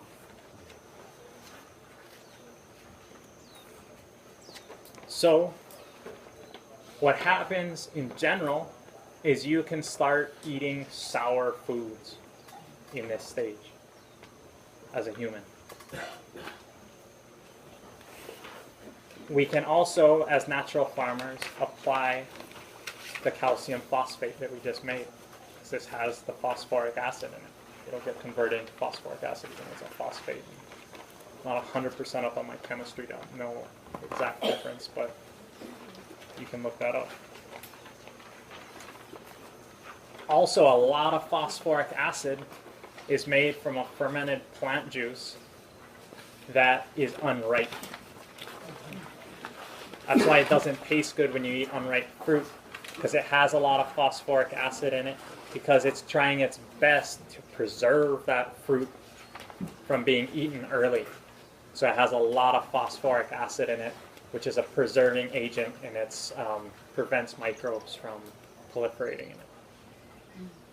So unripe fruit has lots of phosphoric acid to preserve itself. Is there a difference between unripe and green? I don't know. That's a good question. So like green papaya versus a papaya that's not green but not ripe. So green fruit is usually unripe, from my understanding Well, of sure, it. but I didn't know what that meant, where the change is happening. You can see, so the question is, how do you see the transition in fruit? Usually, like on papayas that you're not taking care of, you'll see, so the bottom of the papaya fruit will start to grow fungus first versus the top. You almost always see the fungus start on the bottom. Does anyone know where the sweetest part of the fruit is? So if you're going to split a fruit with somebody, The blossom. and you want to have the sweeter part, cut it in half vertically and take the bottom, or give the bottom to them, and that'll be the sweeter portion of the fruit. Sugar has a higher, what do you call, water specific gravity. Oh, that's the word I wanted. Than water, and the sugars will sink to the bottom. Always. This is gravity. This is how it works. So if you're seeing it and it's sweet at the bottom, it's already ripe fruit. It's already being converted to sugars. That's why you put a pineapple upside down. Yeah, fake it out. Yep. Bring the sweetness up. Just to the, yeah. Yeah. So there's a lot to that. So in this process, would you just recommend making your FPJ with an unripe fruit, just generally speaking? So yes. So I got. I'm kind of throwing a few ideas out here. I'm gonna get back to like a process through here, and I talked about making FPJ from an unripe fruit. So main point I'm trying to get across is this transition period right here is the most important time.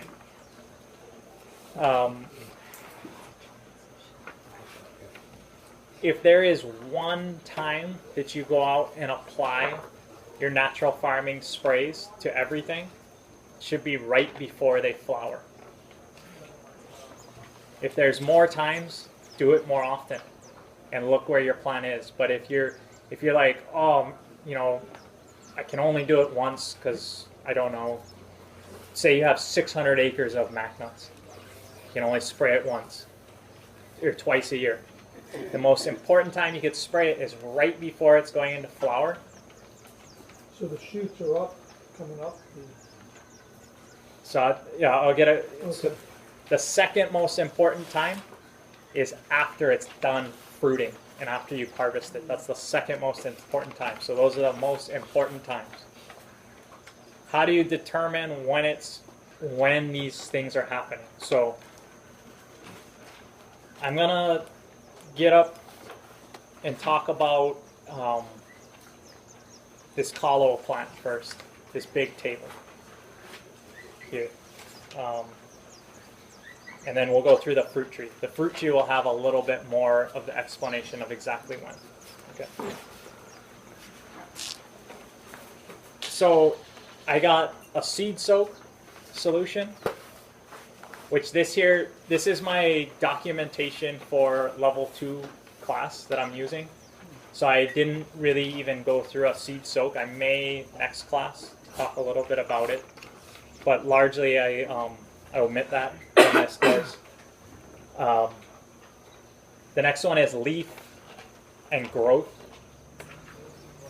The next is root, flower, and structure. So those all fit together. The third is fruit, seed, and reproduction. And the last is an enhanced ripening. And you'll notice those all correspond to this bottom table. Is this in color on the website? Yes. Thank you. Also, someone told me that colors are weird. I'm colorblind, so I don't know. I just picked what looked different to me. But hopefully you can see that difference here right now. A little bit different shape. So those correspond to this bottom table. This bottom table here may have things you haven't heard about yet. Like I said, this is my level 2 documentation. This has a lot of things. So if you don't know and I didn't talk about it, don't worry. It's a little bit more in depth. As you start practicing natural farming, those things will become more important. The biggest thing is your maintenance solution, which is listed on the top here, the first 3 ingredients. Then you're coming down, and I distinguish between fermented plant juice and fermented fruit juice. Like I said, this is a little bit more of an advanced practice. And then it gets into lactic acid bacteria, and then the next 3 below lactic acid bacteria are our 3 enhancements we just made. If you start looking across here and you see the leaf growth, you'll notice it only has fish amino acid. It omits the calphos and the calcium. Now the root and structure omits the fish amino acid and omits the calcium, just has the calphos. And the third one, the fruit, omits the first 2 and just contains the calcium. These are distinct and they're different and they're not combined together. They're mutually exclusive. Meaning I use one week, the next week. That's what I'm talking about, rocking back and forth. I don't just combine them, because if I combine them now, it's just like, oh, and the plant doesn't know what to do. You confuse it by applying both at the same time. But rocking it back and forth, you can get it to grow and then go through the next stage. Grow and go through, so rocking back and forth. The calphos, well, okay, so the easiest way to think of this is the fish amino acid is meat. Puts meat on it. I was talking last class I was giving about a powerlifting baby. Like, I don't know, I'm not going to bring that joke up. But meat. You start with the meat, you start with the leaf growth. So if we look at this taro up here, we did our seed soak. Now we're going into leaf growth, just like a little baby. Want the little baby to get like plump, be healthy, little, cute little baby, healthy baby. It's leaf growth for a little while. These are divided by weeks. So for the first 4 weeks, I am applying the leaf growth because I want my plump little baby. Now that I got this plump little baby, the beginning, it didn't have very much amino acids, so I'm putting fish amino acid on it. I'm giving that amino acid. It can grow leaves really fast, extra DNA, take off, grow. Then I get to this 5th week here, and now I need to grow some root and structure, because if I continue just to meat it up, then I'm going to get a plant that's no longer healthy. It's susceptible to bugs. If you have overgrowth via nitrogen, and you continue to apply leaf growth, you will make the cell wall soft, and bugs will come and say, oh, thanks for making that easy for me to eat, and they will eat it. And you will get, if you're getting a lot of bugs eating it, you're over applying the leaf growth formula. The next one in the 5th week, I'm going to apply the root structure from the bones. So I did meat. Now I want it to grow bones. Bones are going to harden it up and give it structure. So if the leaf was soft and the bugs were eating it, and you put the bones, it now hardens it up. Just like hard bones, you can't eat through those bones. So this is also a way to avoid pests via balancing your nutrition. In American agriculture, we tend to over-nitrogen. We get all these pests, then we use warfare chemicals on our land. Versus just going and nutritionally saying, well, why are the bugs there? Bugs are the janitors of the earth. They're cleaning up imbalance, cleaning up toxins, cleaning up poisons. And so if they're eating it, it's because your plant is stressed and overgrown. Easy way to fix that, rock the boat back the other way. If you went too far meaty, come back with your bones. Strengthen up, make it tall, skinny, long. You can see the picture that I put there. It's kind of the idea for you. Strengthen, get that other characteristic to come out. Now what happens through this next stage here with the kalo is I'm kind of balancing it back and forth between root and leaf, root and leaf, root and leaf. Going back and forth. So meat and bones, meat and bones, meat and bones. Kind of rocking it back and forth as it grows. It's also getting the maintenance solution in with all that, so it's getting meals. And that happens all the way up until in the kalo plant, going back and forth, you'll notice a kalo plant peaks out at a certain period. It reaches kind of a maturity, and then from accumulating carbohydrates to grow a huge plant, it then starts to shrink down. And when you go to harvest your plant, like some people, oh, my taro's dying. No, you go to harvest your kalo, and the top, the lao is only like that big, and the huli, or your kalo, should be like, huge underneath. And so if you did it right, you grew up this huge plant with no corm at the bottom, huge, and then it got to its, and then it starts to shrink, and then it's turning its stem actually into the kalo. If you did it right. Is that about when it flowers, it starts the shrinking? So the flowering you don't always see in kalo. Mine is big time right now. Yeah, but it doesn't. It's interesting when it happens. It's based on more what's happening up here than the timing you planted it. So kind of things flower right away are different. It's different. The kalo is not necessarily the best And that's why I said all plants are slightly different. The collo, it's not just like, oh, it's flowering, it needs this. So thinking of the bones more as structure in this sense. Meat structure, meat structure. When it's starting to shrink down, now you want it to put into its root, its fruit, change those things a little bit. That's when you start rocking back and forth with the fruiting solution. It's now root, fruit, root, fruit, root, fruit, and it's now putting its energy into its corm. You can get a super solid corm without any, what you call loli, like no soft spots, because you're putting the hardness of the egg in there. The egg is the fruit of the chicken. So when you're thinking of the egg, fruit, the bones are the structure, the meat is the leaf, like the meat. So I got those 3 different stages. That makes a lot of sense, right? Now if I said it's type 1, change over type 3, you guys would go home and you'd be like, what? Right? But now everyone has a picture in their head. Type 2 is your fish, is your meat.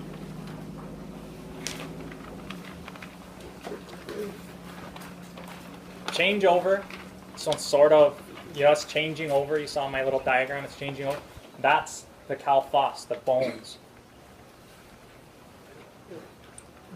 And type 3 is when you're fruiting, that's the calcium, that's the fruit of the egg, the fruit of the animal, fruit. That's type 3. So the calcium phosphate is which type? Changeover. So when I go to learn and I hear all that stuff and you're like, you gotta be like, versus like meat and bones, fruits, like easy, right? So that's how I've renamed these things here to make it simple and easy for us on this stage.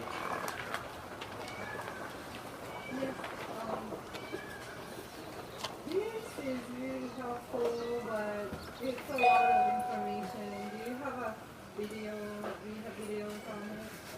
Yeah, it's happening right here live. And I have a specific question for the bottom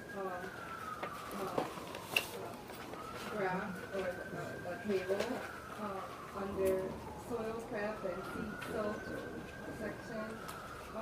There are 7 things that you're supposed to apply, and is that over 7 weeks, or is it just for that one you applied more than one thing in 1 week?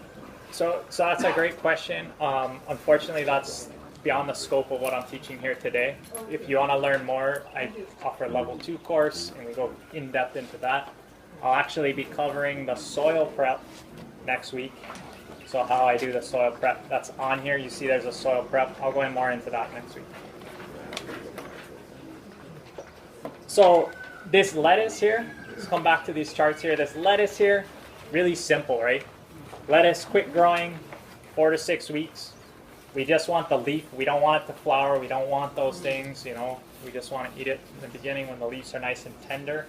It's like eating the little baby, It's still like nice and no bones. Right? Yeah, no bones, right? We don't want a bony baby. We want that meaty baby, right? Tender, yeah. So we're just going with the leaf solution. We do a seed soak on our seeds, get them nice, and then just the leaf. A little bit towards the end. We don't want the bugs to eat it. So a little bit of the leaf, or the structure happening to it. Just a little bit to give it that little bit.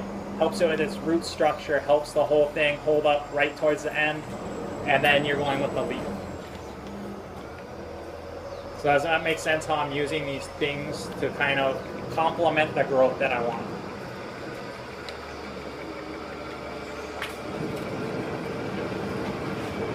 So there's a little bit of the structure solution toward the end there, maybe for like the lettuce that's going to be more crunchy, rather than the lettuce that's just like... So,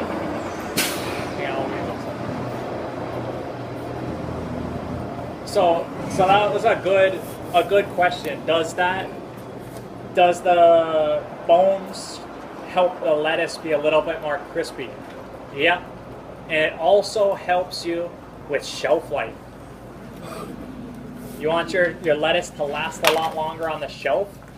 This, using the Calphos, gives it that extra hardness for the shelf life. And in fact, I'll give you guys a little bit extra tip here.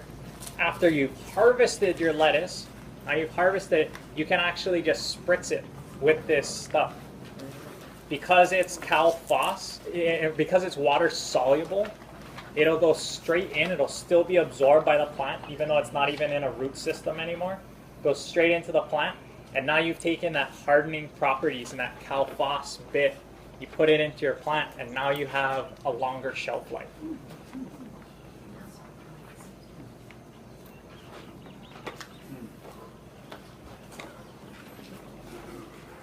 Is it only for lettuce? Anything you can extend, not even a fruit. Harvest lychee. I harvest lychee in the morning. It's all full. It starts cracking as the day gets hotter. I could have just sprayed it with some calcium. It would fix that problem. Makes the skin more elastic than cracking. You said Calphos, right? Or just calcium? Either one of those. The calcium component is what you're looking for. It's the hardening spot. In a case like that, would you put the maintenance solution with it, or just? No maintenance solution, because then it'll be sticky and you'll get bugs. And yeah. Drink the maintenance solution while you're spraying it.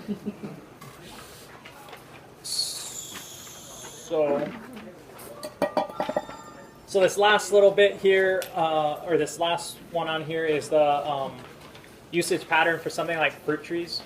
I think almost everybody here has fruit trees, right?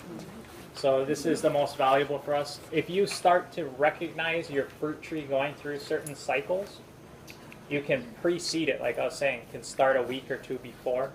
Awesome. You're going to get even better growth. If not, make sure you spray during the flowering. Like while it's starting to put out flowering, spray it with the structure, the Calphos, during that time. And that will help that whole transition of the carbohydrates to sugars. Your fruit will come out sweeter. You'll get more bearing. If you're having flowers drop off, spraying this calcium phosphate, the bones, during that time will help your flowers stay on your tree. Yes, foliar feeding, and it goes straight into the plant. If you can hit it on the bottom of the leaves, even better. But spray it on. So, I know it's getting hot here.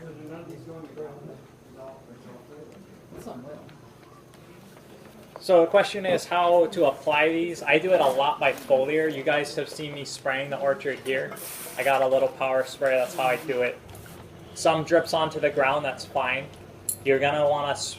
It's gonna be absorbed directly through the leaves, though. Spraying in the evening, right before the plants go into their growth cycle that night. They're gonna have a little snack before they, dinner before they go to bed.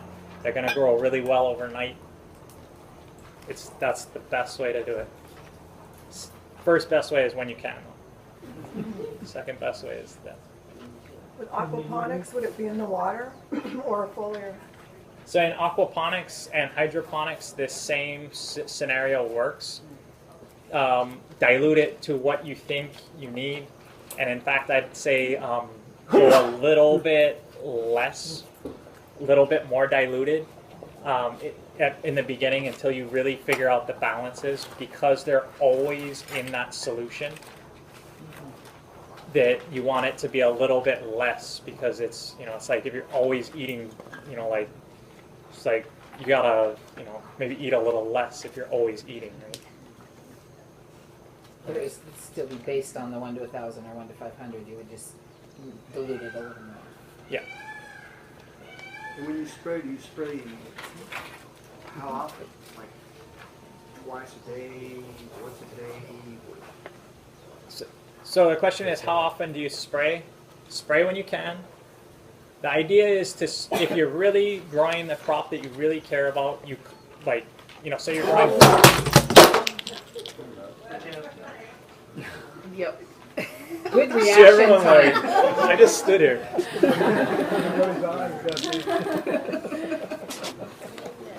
Okay. Question is, how often do you spray? If you could spray every day at the dilutions if you wanted to. What's recommended is between 7 and 11 days on most crops, because every 7 to 11 days is that new leaf coming out, that new growth happening, and it wants a little snack during that time. In an orchard where it's, you know, if you got huge, you know, area and you want to do something with your life besides just, you know, spraying all day every day,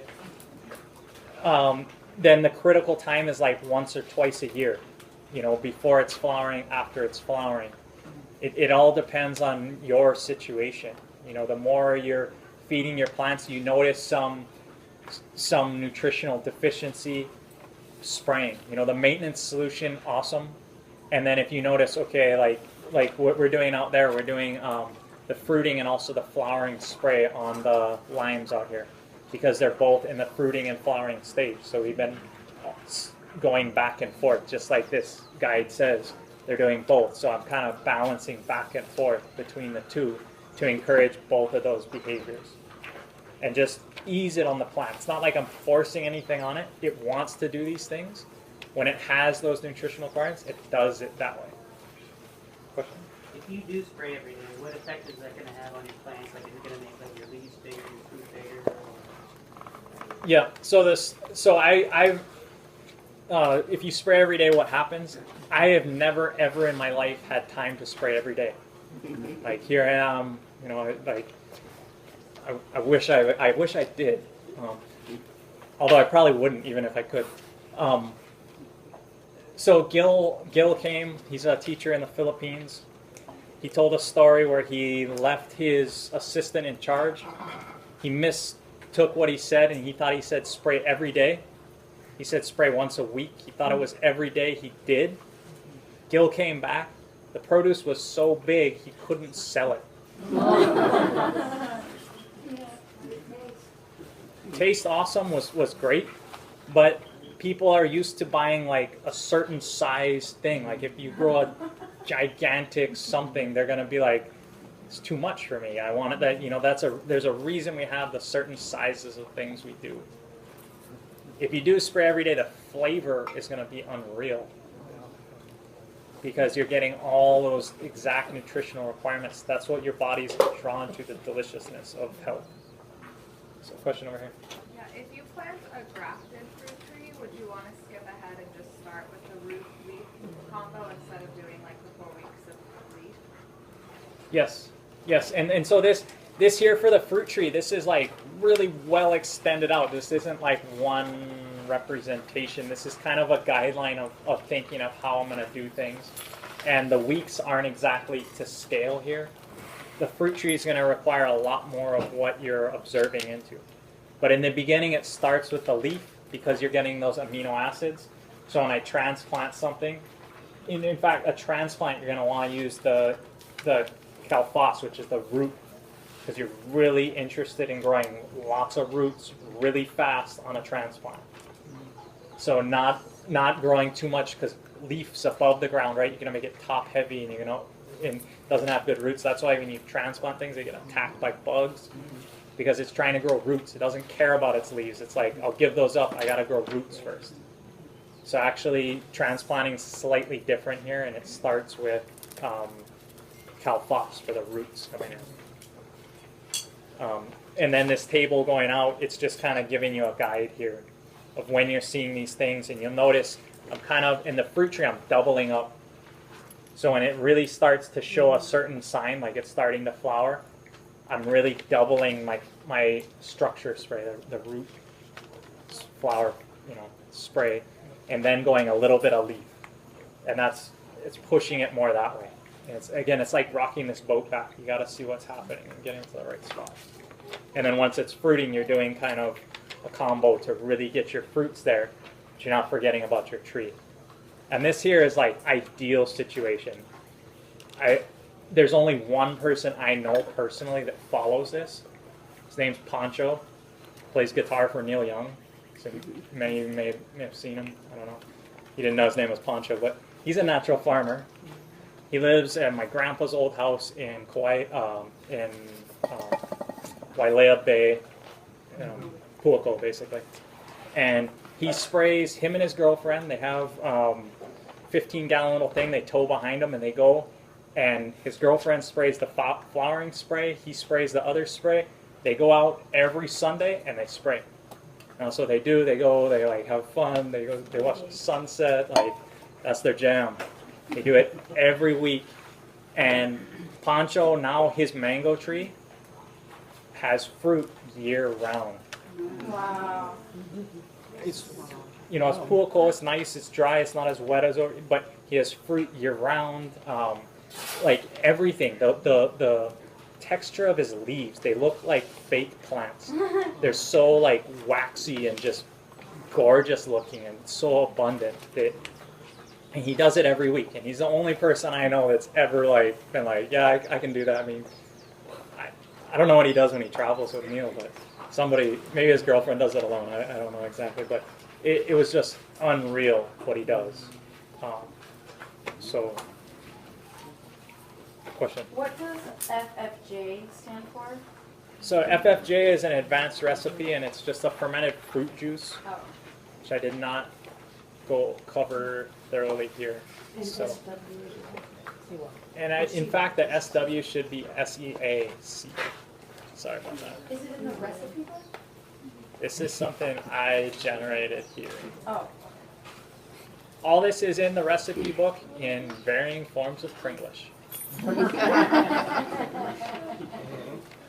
So through my interaction with others, there's a lot of other people that have helped to make this happen. Really, you know, Chris Trump has really helped me work on this.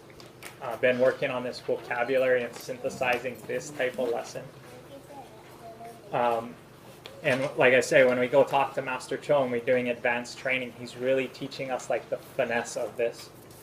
And there's a whole lot to it, but translating it this way, I think I made it fairly simple. And if you understand kind of these characteristics, you can look at your plant and decide what to do. And if you don't know, just stick with the maintenance solution. It will get, you know, it's like a meal. It's not dessert, you know, but you get it.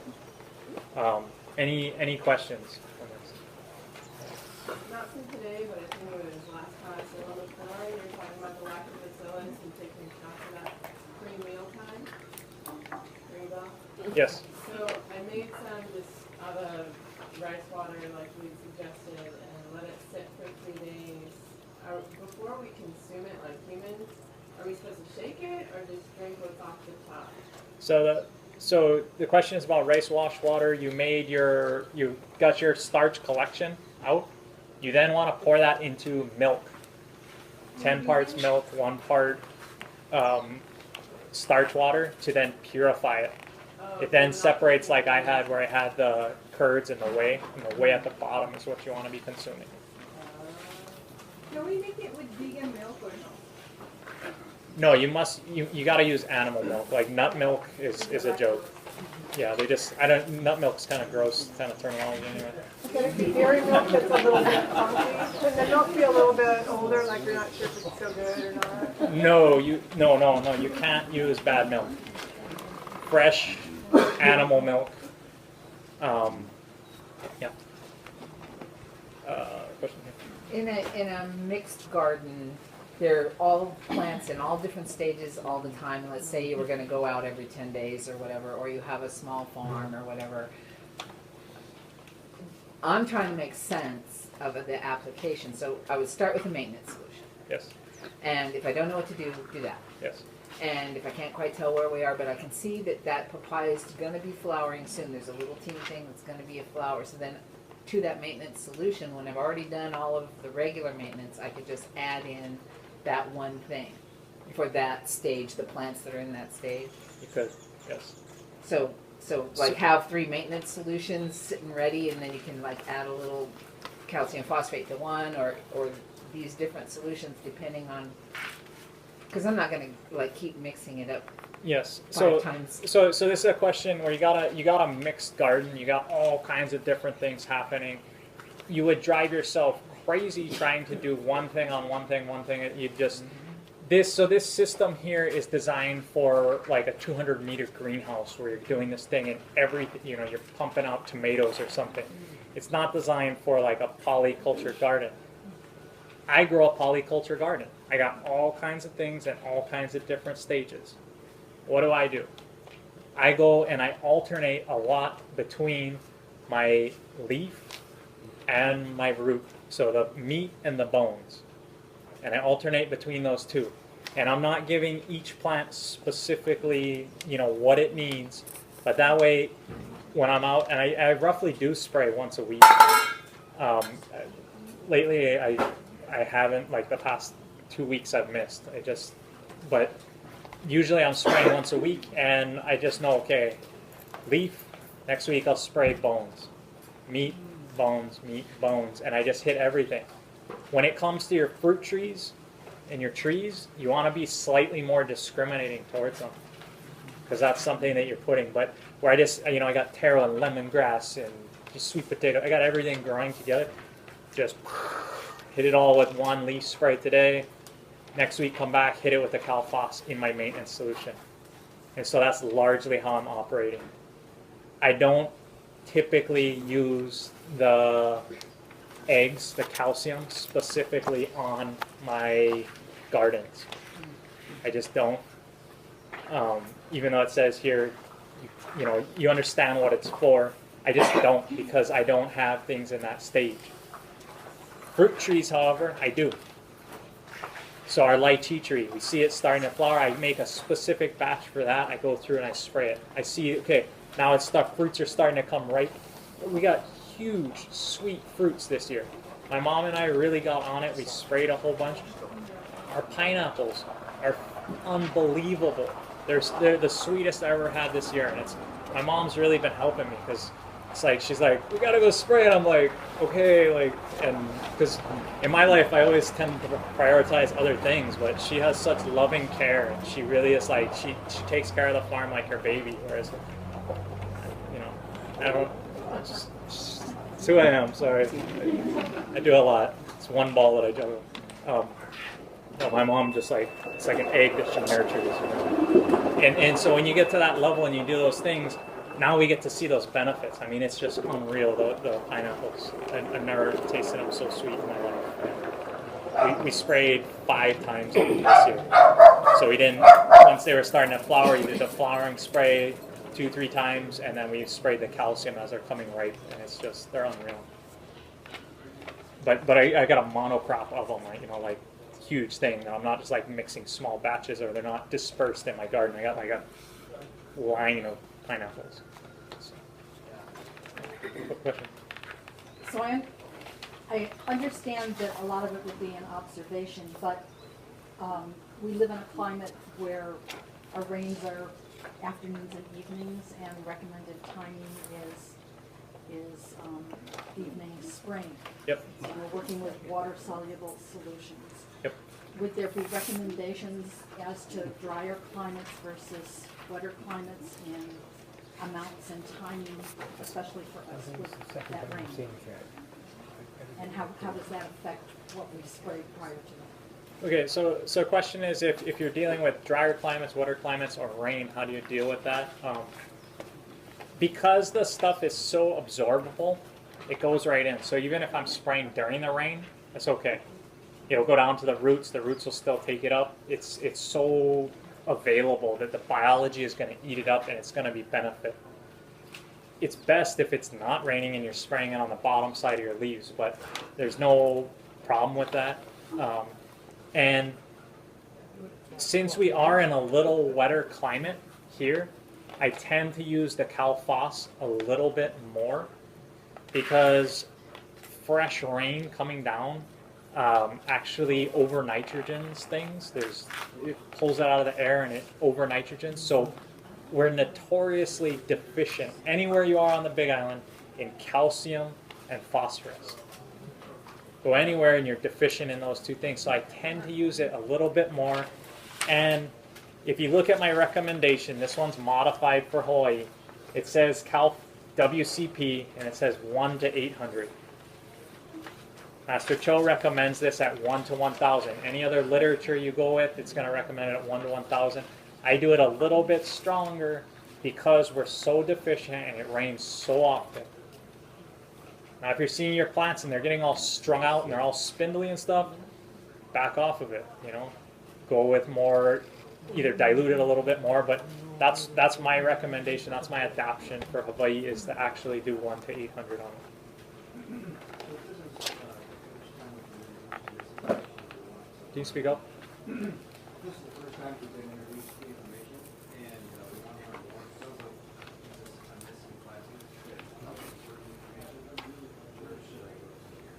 that CGNF Hawaii is an organization that we run. So cgnf-hawaii.org is our organization website.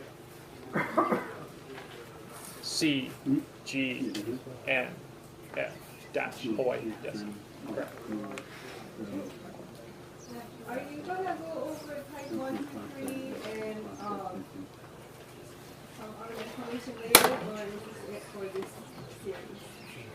So the question is, am I going to go over the other vocabulary? I hope to clarify that question, I hope I did that today. And it's a translation issue. So where I'm saying leaf and growth and meat, I'm using those 3 terms. Those are the ideas that get in your head. That is type 2. Where I'm going over root, flower, and structure, this is the changeover in the old vocabulary.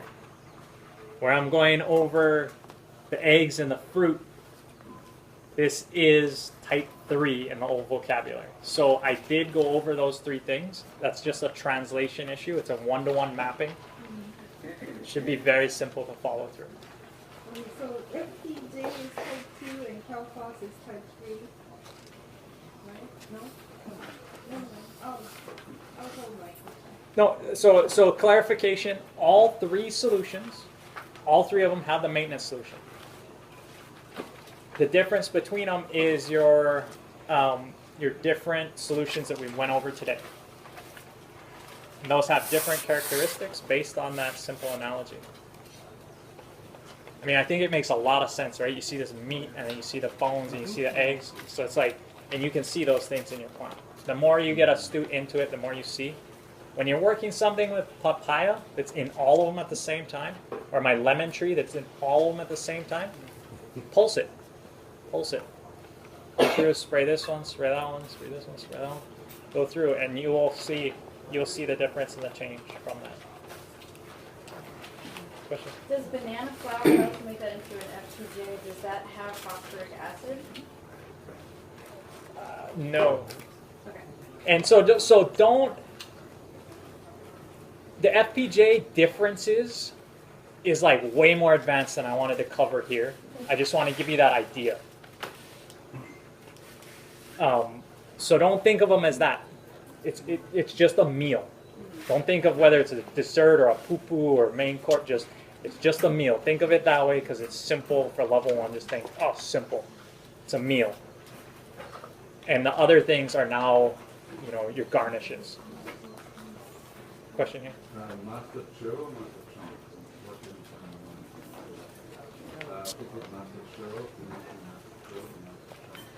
Master Cho, he lives in Korea. No, I do all the online stuff for him. He's 83, and so that's what I've been doing for him. Like that's kind of like I don't literally. I don't know where I would be without him, and what I would be doing in my life. I'd probably still be like on chemicals or something. And so I really feel like I owe this to him, and that's what I do.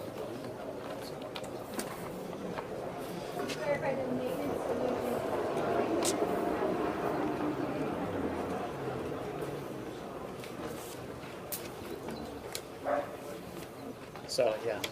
So thank you guys for coming out. Thank you.